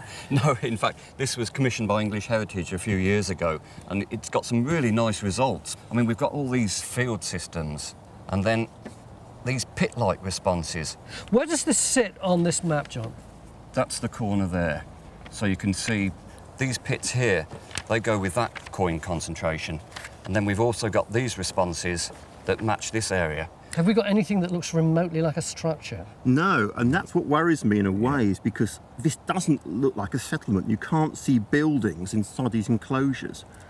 I think what we've got to find out, Tony, is this anything to do with the Romans? Are these Roman fields or pre-Roman fields? So I think what we're going to do is get a trench in early on, say across there and across there. There's nothing on the geophys that looks like a building, let alone a temple. So we're going to use the latest equipment to have another look at the coins concentrations. But seeing as not everybody's convinced that there's a temple here at all, we're going to see if these features are anything to do with our Roman story. Go. It's always a good moment, isn't it, to feel? That's just what I was thinking. It's that moment. That first bucket in the ground, isn't it? And you just see below the surface. Well, that's right. But you know, look. You would not understand. You would not have that affinity with the soil like we do.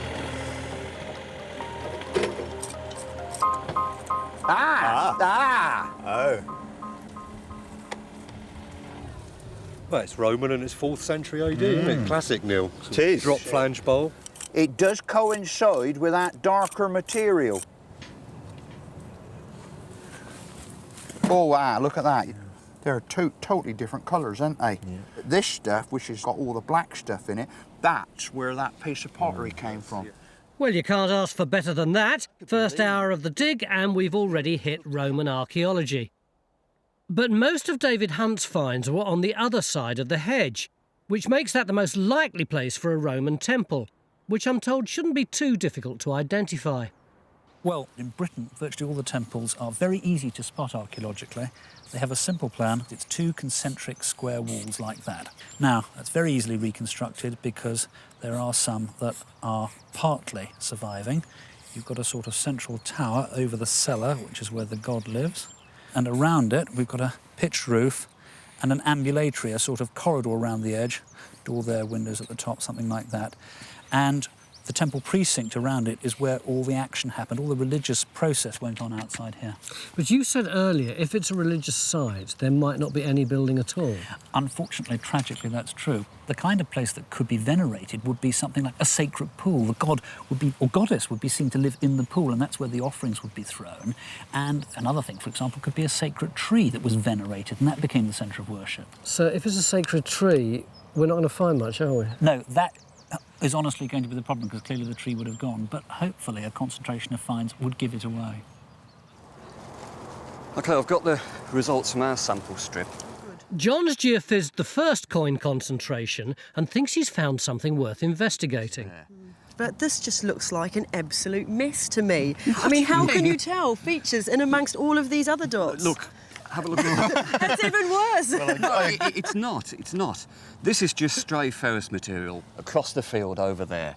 At this end, you've got these much clearer, well-defined pit-like anomalies. You're talking about this black here with the white around them? Yes. It could be pits, it could be burning. Well, that's great, isn't it? Because look, we've got 3 bits of evidence. We've got the geophysics, we've got the coin spread, and we've got this flashish area. So 3 bits all pointing to this part of the site.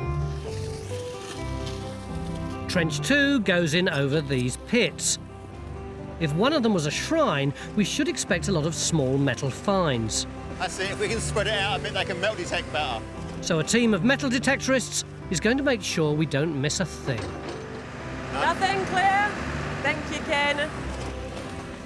Judging by David's finds, there was a lot more going on here than just religious activity. Well, one of the functions, obviously, was buying and selling, because these are steelyard weights. You can see there's a loop at the top. Oh, yes. They would have been moved along a bar. To vary the weight. That's right, yes. to weigh material. There's a small one here, ahead of the god Mercury. He was the god of traders. And this also would be connected with Mercury. What's that? This is a cockerel, most likely to have come from a group with Mercury and his attendant animals, which were the ram and the cockerel. Right.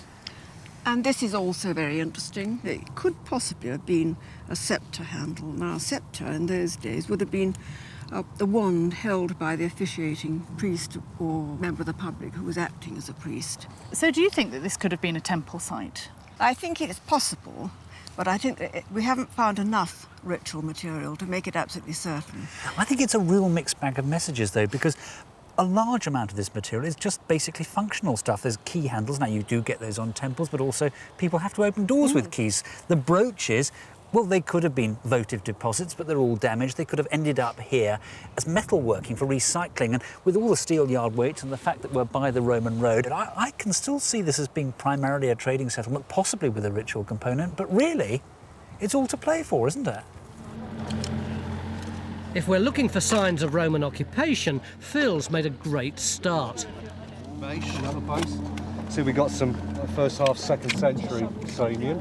But you see, what I would go for is that. Yeah. Now, that is far more interesting. You see, that's a lovely bit of humble decoration, that is. There's the mark of the potter in that. Yeah, I mean, this is one of these big, thick, heavy-rimmed storage jars. That's my sort of pot. Yeah, probably the end of an animal bird bone or something like that, just gone round, But that's lovely. The odd thing is that Phil's trench is a long way away from the Roman road where you'd expect to find the bulk of Roman activity, and there's nothing significant showing up on the geophys. This is getting really, really gravelly up here now, look. And Phil's got a lot more than just pottery. Look at this. Look at these big stones. They're all lead flat, aren't they? Yeah. All lead flat, and it all sort of starts particularly about there. Look, listen to that. That's loose. Yeah. Loose and quiet, and this is and scrunchy. That's the edge of it. It does coincide with that trackway. Phil might have a trackway along with a load of finds, but we still have no idea what kind of site this is. We're banking on our panel of coins experts to come up with some clues from the 600 found in these fields. Well, they're certainly not a hoard of coins because they actually cover the whole period of Roman occupation in Britain. From this coin of Claudius, comes from the very first period of Roman invasion of Britain, right through to this coin of Arcadius of about 400 AD, right at the end of the period. But what struck me looking at the coins, with all these ones from the early part of the period, is that these are mainly the £5 and £20 notes of their day, so the people weren't throwing away trivial amounts of cash, were they? No, they weren't actually, and there's a really significant number of these silver coins, these Roman denarii, which are really quite valuable coins in their terms. Looking at this great chronological spread, though, is it possible to discern any patterns within it? Yeah, they're the wrong way round. Most sites in Britain have few early coins and a great bulge of late coins. So it's not an ordinary town because those start up, get going and carry on to the end. It's not an ordinary temple site because usually temples start off gently and you have a great wodge of 4th century coinage. But it could be a sort of shrine where people throw money in early on when the shrine's getting going, and then for some reason most of them just fizzle out. And a lot of these coins come from the area of Trench 2. There's a small sharp positive signal down here. Oh, is there? But I can see it on the surface, I think. Oh, it looks like copper alloy, doesn't it? Can I come in the trench? Yeah. You see, it looks like a little brooch. Can I take it out? Well, it does look as though it's fairly loose. Take this stuff away first. That's it. It looks very small, doesn't it? It does. I wonder if it's complete. Just this? Yeah. Let's have a look. We'll see. It's easy coming away, anyway. Yeah. It's very bound up with soil. Brooches such as this were often broken and thrown into shrines as offerings to the gods. Well, I think that must be the road. Yes. There's a mystery developing in Trench 1, where Phil's trackway has turned into something more akin to a dual carriageway. But why would you need a major Roman road here when you've got one just a field away? Where'd you say the front edge is? Well, one edge is here, isn't it? Right, so the other edge is... Yeah, it is actually coming down here, isn't it? So it's a pretty... So that's very wide. It is... It almost does look like it's cambered. That's very wide. I mean, the only question you might ask is it actually a trackway? And how firm is identification of that as the actual Roman road? Is there any possibility this is the Roman road? Well, I'd say if this is right, then it's only going to be about 5 or 6 metres wide. What, you... But how far's that? Where are you saying the edge is here? 1, 2, 3, 4, 5, 6, 7, 8, 9, 10, 11 metres wide? But hang on. What we don't know is you might have a big wodge of it in the middle, which is really thick, which is what you're picking up, and it's actually spreading down. You've only got to have 2 metres spread on either side, and 5 metres wide becomes 9 metres wide. It doubles the width of it. And how do you get to 11 then? Well, OK, you know, but you see what I'm saying. I mean, this is a whacking great road, isn't it? How do we know this isn't the Roman road and that's just a complete red herring? And who's ever heard of a settlement? Who would build a settlement 50 yards away from an existing road?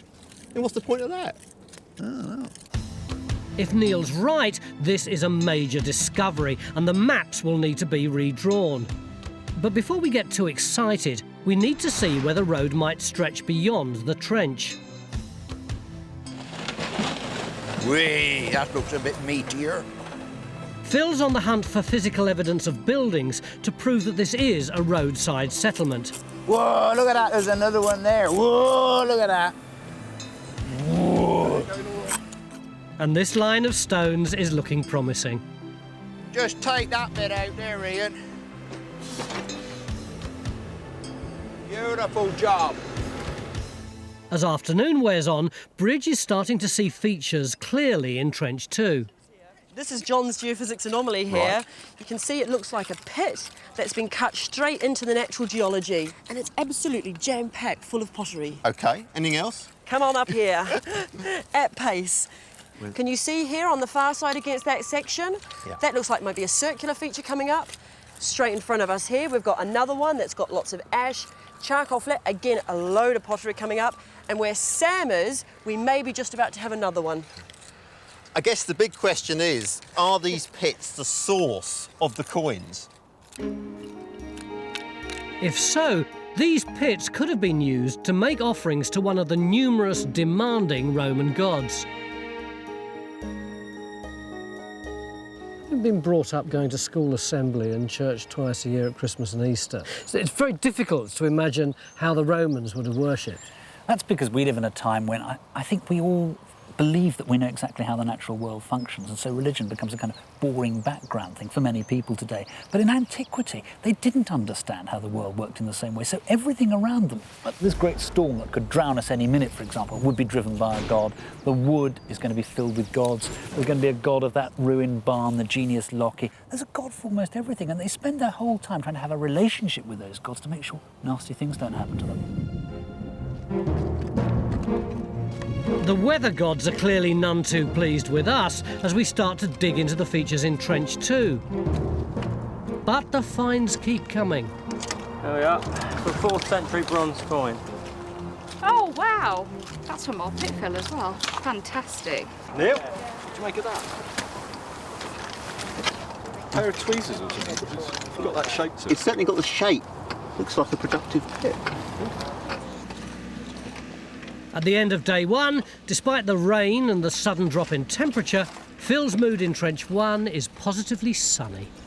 We've got the Roman settlement. Where? Well, in here, if you look, do you see, for example, we've got running up through there traces of a Roman ditch, but we're going to have to clean that up. But here where we have cleaned it up, look, it looks like we've got a big post hole in there, and a big post hole in there, and then at the back we've got this sort of cobbled surface. We might have timber buildings on this side. Now, as I come this way, you'll see that I'm coming on to this gravelled area. Now, we think that this gravelled area is actually a Roman road that is running right the way down and going down the hill.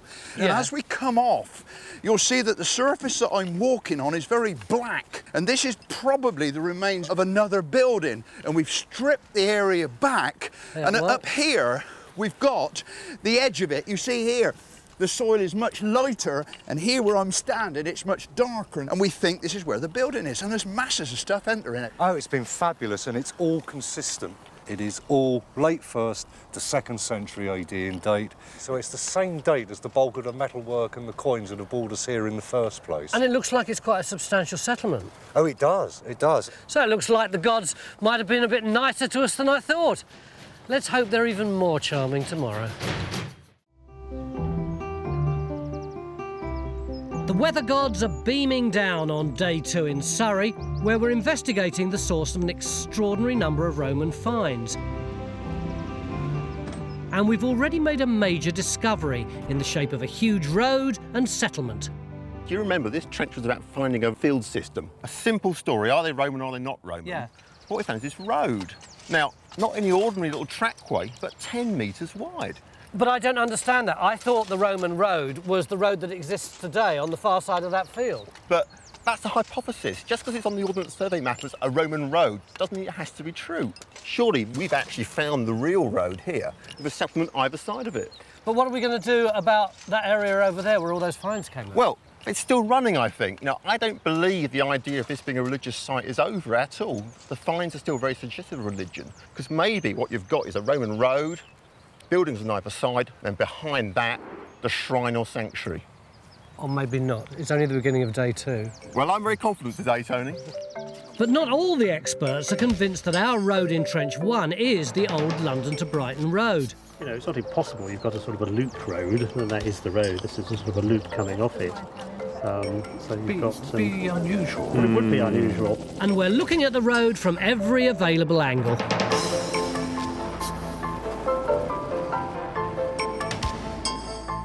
Phil's looking for more buildings along the roadside. The edge is still running, right up through there. And there are some beautiful finds coming up. Well, it's the same one where, of course, so that's from Gaul. I can tell by the size of the leaves and everything that's going to be well on into the 2nd century. Those things there, Yeah. they mark the top of the decoration going round the band, and all the rest is probably from further down. It looks like it's the same bowl, doesn't it? Yeah. Trench 2 went in under a rich concentration of finds, suggesting it could have been the site of a shrine. Mark, this is like the forgotten trench. Everything's happening over there, and there's just a few of you beavering away here. Maybe forgotten, but it's starting to turn up the goods. Ian's just started work on this pit, and it's been producing a lovely group of 1st century AD material. We've got this thing called a bead rim, which is a classic 1st century AD type.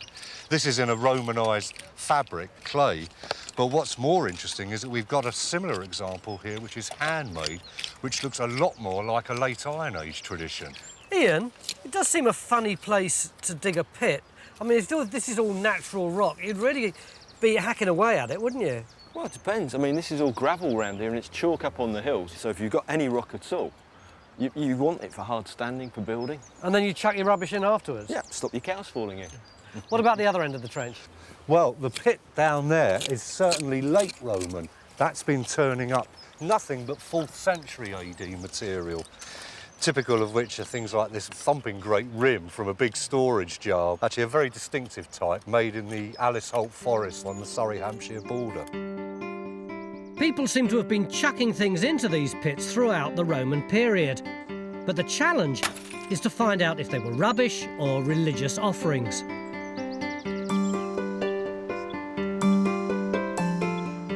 Geophys are now investigating the 2nd concentration of finds further up the field.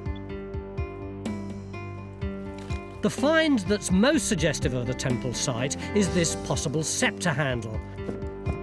Archaeometallurgist Andrew Lacey is going to recreate what it might have looked like over 2,000 years ago. At the moment, he's making a clay mould to cast the head of Mercury for the top of the sceptre. Quite honestly, this looks to me like something my plumber would remove from the loft and say, no wonder you had a leak. Do we really know that it's anything religious? Well, I completely agree. This one found here, just on its own, is just a lost handle. But there were 2 very similar objects found at Wanborough. Now, these were found buried in a pit right outside a temple, and we think that they're sceptre handles. Now, we know from other examples around the country that the shaft is made of wood or iron, and at the top end, if you imagine a little tiny head, a figure of an emperor or a god, that would represent the deity that was being worshipped. And the priest goes around holding this sceptre. It's a kind of badge of office. So it doesn't really have any function, it just says you're a big guy. Yeah, it's like a swagger stick. The other thing is that the big man in the village, the magistrate, has to fulfil priestly duties. There's not really much in the way of career priest, if you like. That does exist, but the big boy round here has to go and be a priest, say, on Thursday afternoons. So if Time Team was Roman, I'd have this. Oh, yes, you'd be the chief priest. You'd have to officiate on Time Team's annual birthday or something like that. You know, you'd be Tony Robinson, the priest of Time Team. I can handle that. In Trench 2, Bridge is wondering whether a layer of burnt clay in her pit might be indicative of some sort of ritual activity. But I don't think it's an in-situ deposit. It looks like a dump. I mean, I wonder if there's been an oven or a kiln nearby. I'm not prepared to agree with you fully on that. Having dug it, I mean, there's quite a difference between the material lying above it, sort of a more humic, charcoal-rich, cremated bone, to beneath it, we've got solid bits of animal long bone. I mean, I would like it to be evidence of some sort of reuse or change in use in which they are burning or heating up this area for perhaps slowly cooking something with all the animal bone about. I think the only way we're going to find out, actually, is to leave that in section and carry on down. It's getting near lunchtime. As you can see, it's still sunny, but the clouds are looking a bit threatening. We've been waiting to find out what might be at this top end of the field. And John, you've got the geophys already. Yeah, it's pretty exciting. Look, that's Phil's trench down there with the Roman road in it. We've tracked it through that field. It comes right up here, over the old field boundary, and up to this point where we're stood. It then looks as though one arm might go off in this direction, and the other straight up the hill. So we might have a junction. Well, that's a classic location for a Roman shrine, isn't it? Which begs the question, what are these responses here? And even better than that, look how it relates to the coins. It's right underneath the main concentration of early Roman coins. Hang on, I don't want you to start getting me excited without just cause. Couldn't this just be rock? After all, we've had lots of little outcrops of rock in this field. It's possible, but if you look at the magnetic results, there's the suggestion of wall lines in here. So perhaps we do have a temple or shrine here after all. Phil heads up the hill to get Trench 3 underway. You've made enough allowance outside the trench to get it? Well, I wanted to make it surgical, so you didn't have to do too much work. It's going to be a rock-cut shrine. A rock-cut shrine? Wow, you know. A huge ritual Is that right, yeah? To the great god Geo. To the god Geo, yes. With small red plastic ritual pegs placed around the shrine. The Romans didn't build roads unless there was a good reason, so road junctions are prime locations for something important. Now look, that's got lighter there. Oh wow. Oh yeah. Now if that's perhaps, is that going to be where that feature's cut in from? Wait, what's that? Here we go, bit of base. And Phil's confident that the archaeology is Roman. And how wide is the feature, John? Maybe 1.5 meters wide So initially.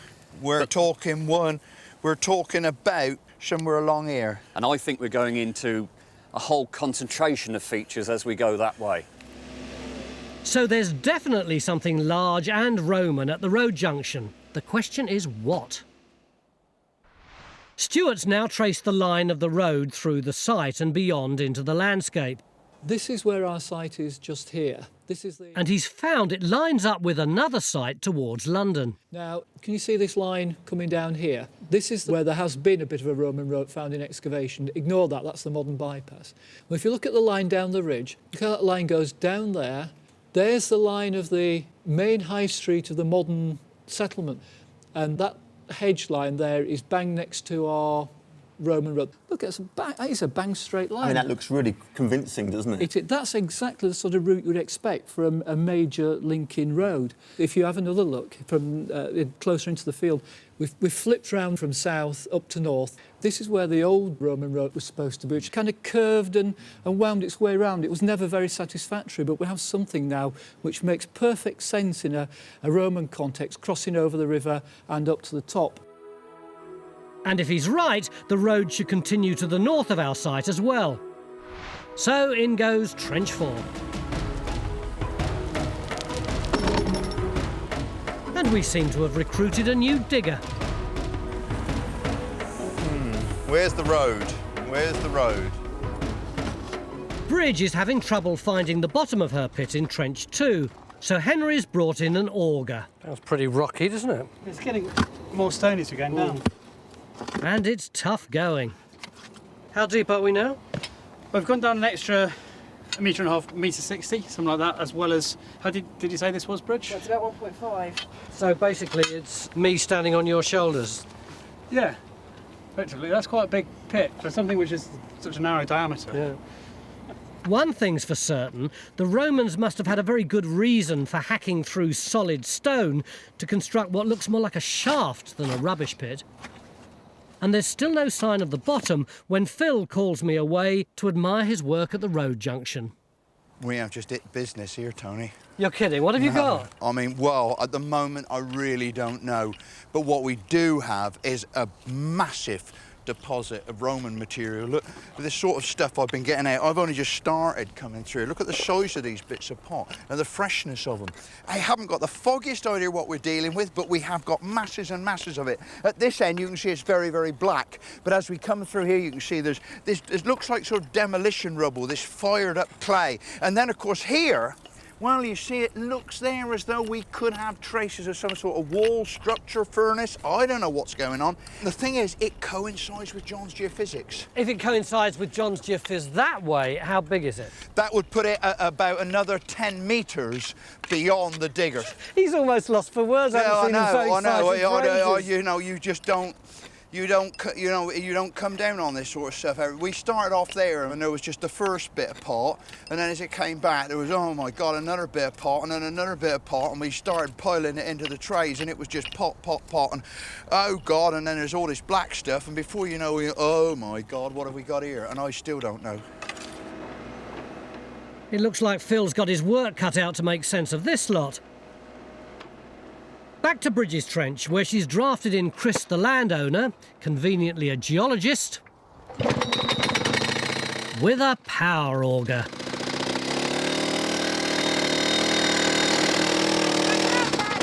That's 3 metres. That's 3 metres?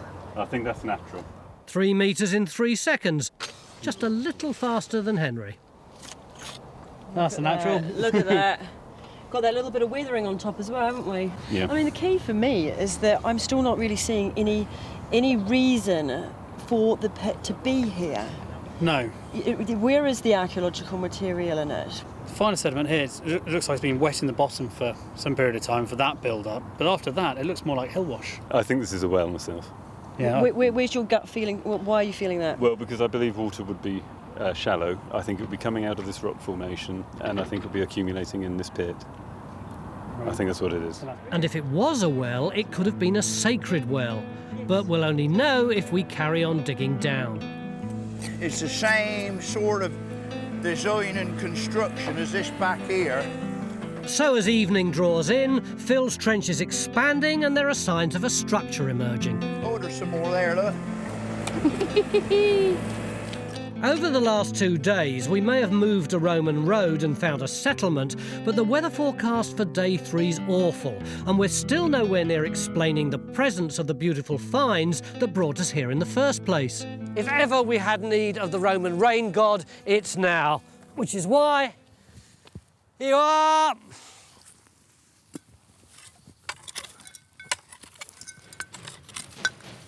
$2.99 a bottle. I hope he likes it.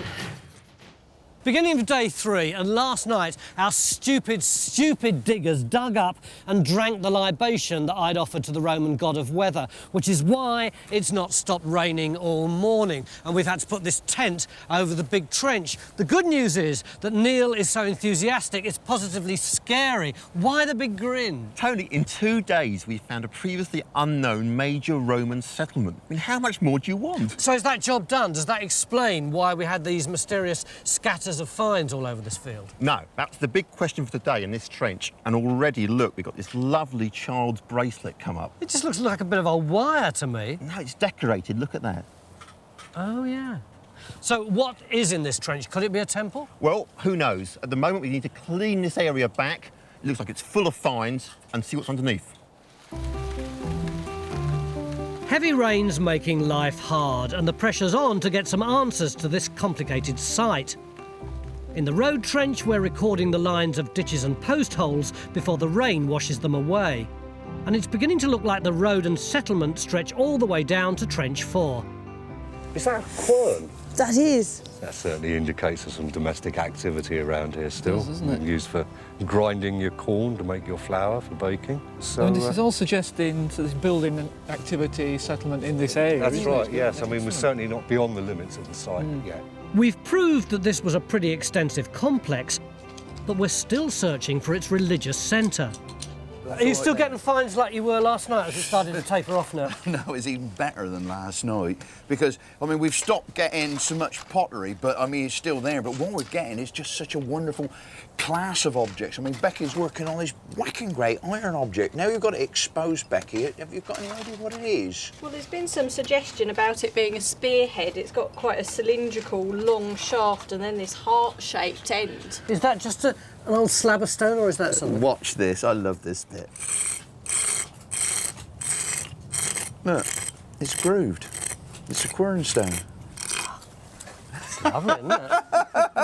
But you see, it's not just a trench of objects, it's got some cracking archaeology because look at this area of stones. Look, I mean, it's not just stones that have been piled in there, there's form, there's shape to it, but it's not just a piece of stone there. You can see there's real order in the layers beyond that because you can see in there, we've got this big area of burning and then beyond that again, right up in the corner of the trench is very black. So there are really clear, defined layers. And I think if given a bit of time, we can sort of tease them apart, I think we're going to get some cracking archaeology. It's quite a good trench, isn't it? Oh, beautiful.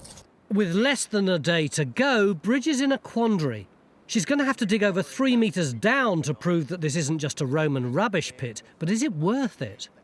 It looks to me like the most likely candidate for something ritual actually on the site. The local archaeologists are adamant that this is actually like things they've seen that are called ritual shafts. I think the shape of it is very regular.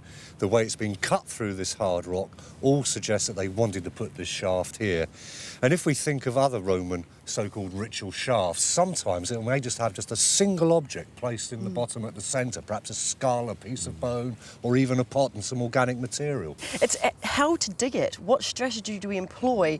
Because at the moment, we're at our maximum safe depths. I'd like to be able to retain the geology around the sides of it.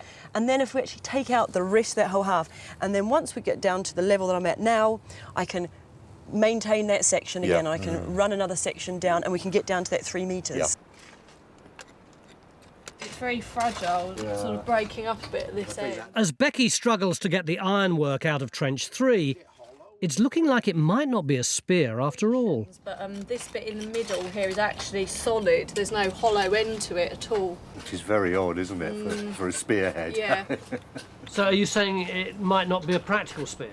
It looks to me more like an ornamental piece of ironwork. Would they have had ornamental spears? Well, you do get like model and votive spears on other temple sites. Ely in Gloucestershire, for instance, has produced quite a few of them as sort of part of the general pattern of offerings. You're using the T word again. Yeah, I'm quite blatant about it. What's the T word? Temple.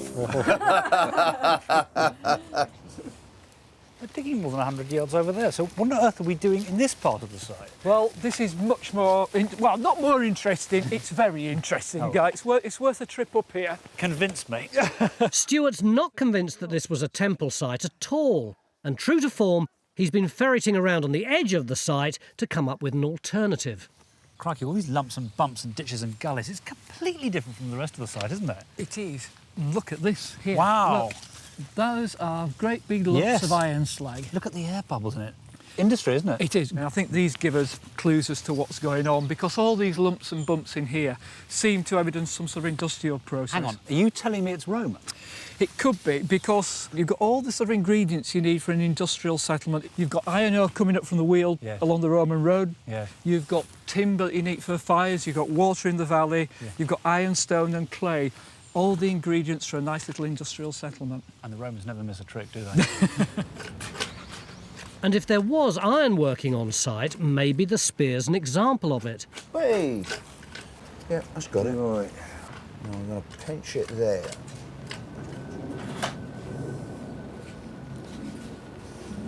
Wasn't too bad, was it? No.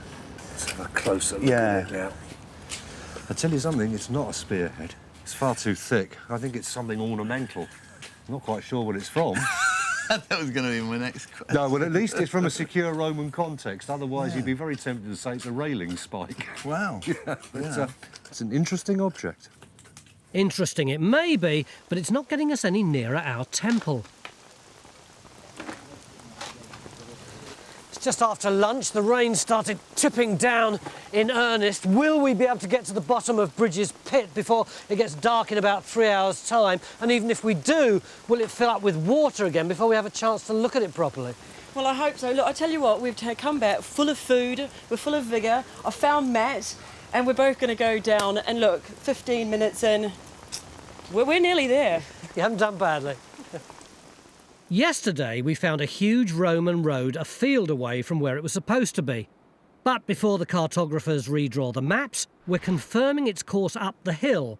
And so far, Helen's found 2 roadside ditches. So is it a road or isn't it a road? Well, there's lots and lots of Roman material coming out of both ditches. But in between, it just looks a bit insubstantial. Yeah, the narrowness does puzzle me. It doesn't worry me at all, really, because if you look how close we are to the surface. This is going to be continually hit by the plough and disturbed and churned up. No, this looks all right for me for a road on this axis coming through here. I mean, I think it's good. I mean, we've got it at this point here, if you believe it. We've traced it over 300-400 metres. The only one problem is it seems to stop there, where that hollow cuts across. Again, that doesn't worry me because that hollow is absolutely typical of gravel extraction, so I think it's probably just been taken out. So you two guys are really positive about this road? Oh, yeah. Oh, yeah. Well, yeah. It's good enough for me, then. There's now no doubt that this was a major Roman road. Is it a coin? I think so. And we found signs of occupation in all our trenches along it. But what's troubling is that the only evidence of actual buildings is in Trench 1. But Guy's got a theory. I think I have got an idea. Come on then, inspire me. Well, we have got an ordinary settlement by the road at a river crossing, which is exactly what you'd expect anywhere in Roman Britain. What makes this place different, though, is I think it was a market or a fair site. We're on a tribal boundary, so over to the east we've got the Cantiarchi, over to the west we've got the Atrebates. We know from other places that these tribal peoples would meet in certain places on an annual basis or an occasional basis for trading. It's social and economic. And so that's why we've got all these little metal finds like the coins and things around here, but very little trace of buildings. What this hillside would have looked like on one of those market days, if you can imagine, is it covered in tents and bivouacs and carts of people doing all their business and that kind of thing. And then perhaps the day after, it's all gone. Just back to the little settlement. But what about this religious element? Well, these festivals took place on dates in the religious calendar, just as they did all the way into Christian times, through the Middle Ages and up to early modern times. Things like St. Bartholomew's Fair or St. Margaret's Fair. It's a Roman equivalent. So just imagine the people here doing their bartering and trading and dropping their bits and pieces, but also taking part in a religious festival as well. Sounds a bit like a car boot sale to me. A Roman chariot boot sale, I think. If our Roman revellers were meeting at a shrine, there's no sign of it at the road junction. The floor of this thing is very, very heavily burned and slightly dished. Where the archaeology looks more like a furnace. It actually comes right out to there. Right out to there, look. And it's made out of these reused tiles. So there's no sign of a shrine in Phil's trench, but at last Bridges' hard slog seems to have paid off. She thinks she's found signs of ritual activity in a layer of animal bone.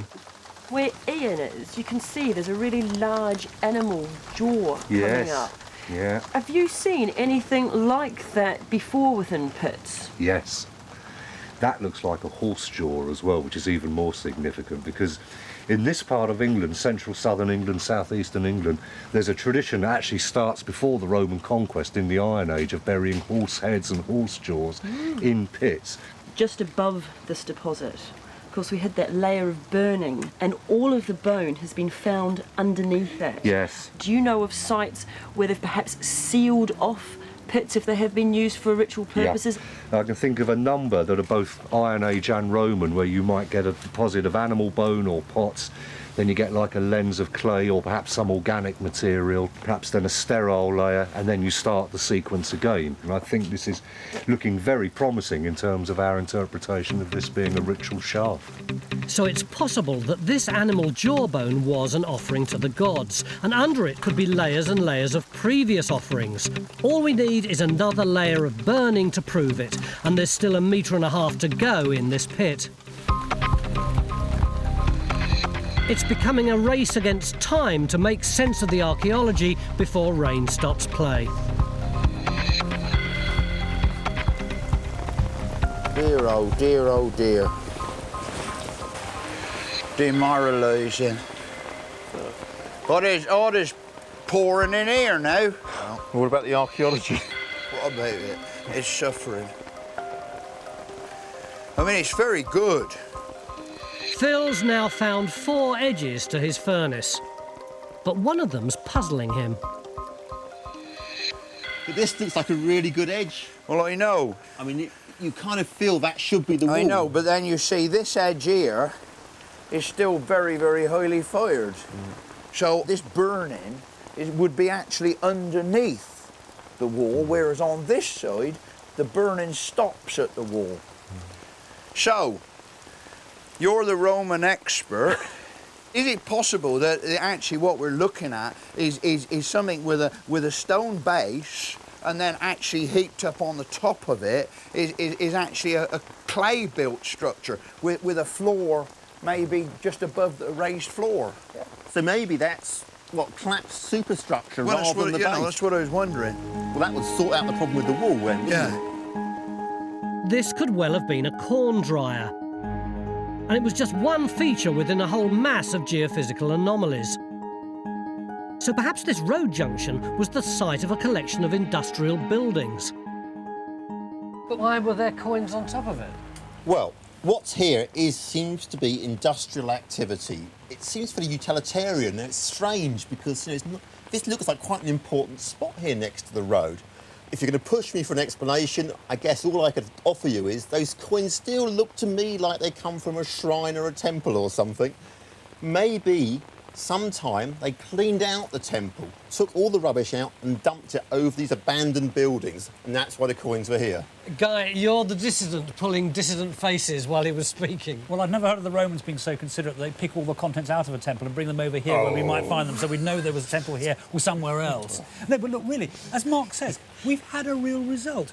We've got a site that sums up what made Roman Britain different from the Britain before and afterwards. We've got the industry, we've got some ritual activity going on here, but we've also probably got a thriving market or fair centre, a temporary type of site where people come in at seasonal events. But we're not quite done here. And with the light fading fast, all eyes turn to Trench 2, where the final piece of the religious jigsaw is falling into place. That's just off the burning. You've got a burnt layer down there? Yep. But that's interesting though, because that's our second layer of burning. The burnt layer suggests that offerings were made to the gods and then sealed with the remains of a bonfire or feast. The late Roman pottery tells us that the pit went out of use in the middle of the 4th century when pagan worship was made illegal. So maybe our superstitious Roman chariot boot sailors made one final offering before sealing up the pit forever. Until we came along. But before we leave, the replica of the sceptre that brought us here in the first place is ready, and I've got one final duty to perform in my capacity as priest of Time Team. Feel powerful? Fairly, is this all I need? No, I'm afraid not. I've got this lovely headdress for you. Now, this is actually copied from a real one found not very far away from here on a temple site. So it's only appropriate that you don it. There we go.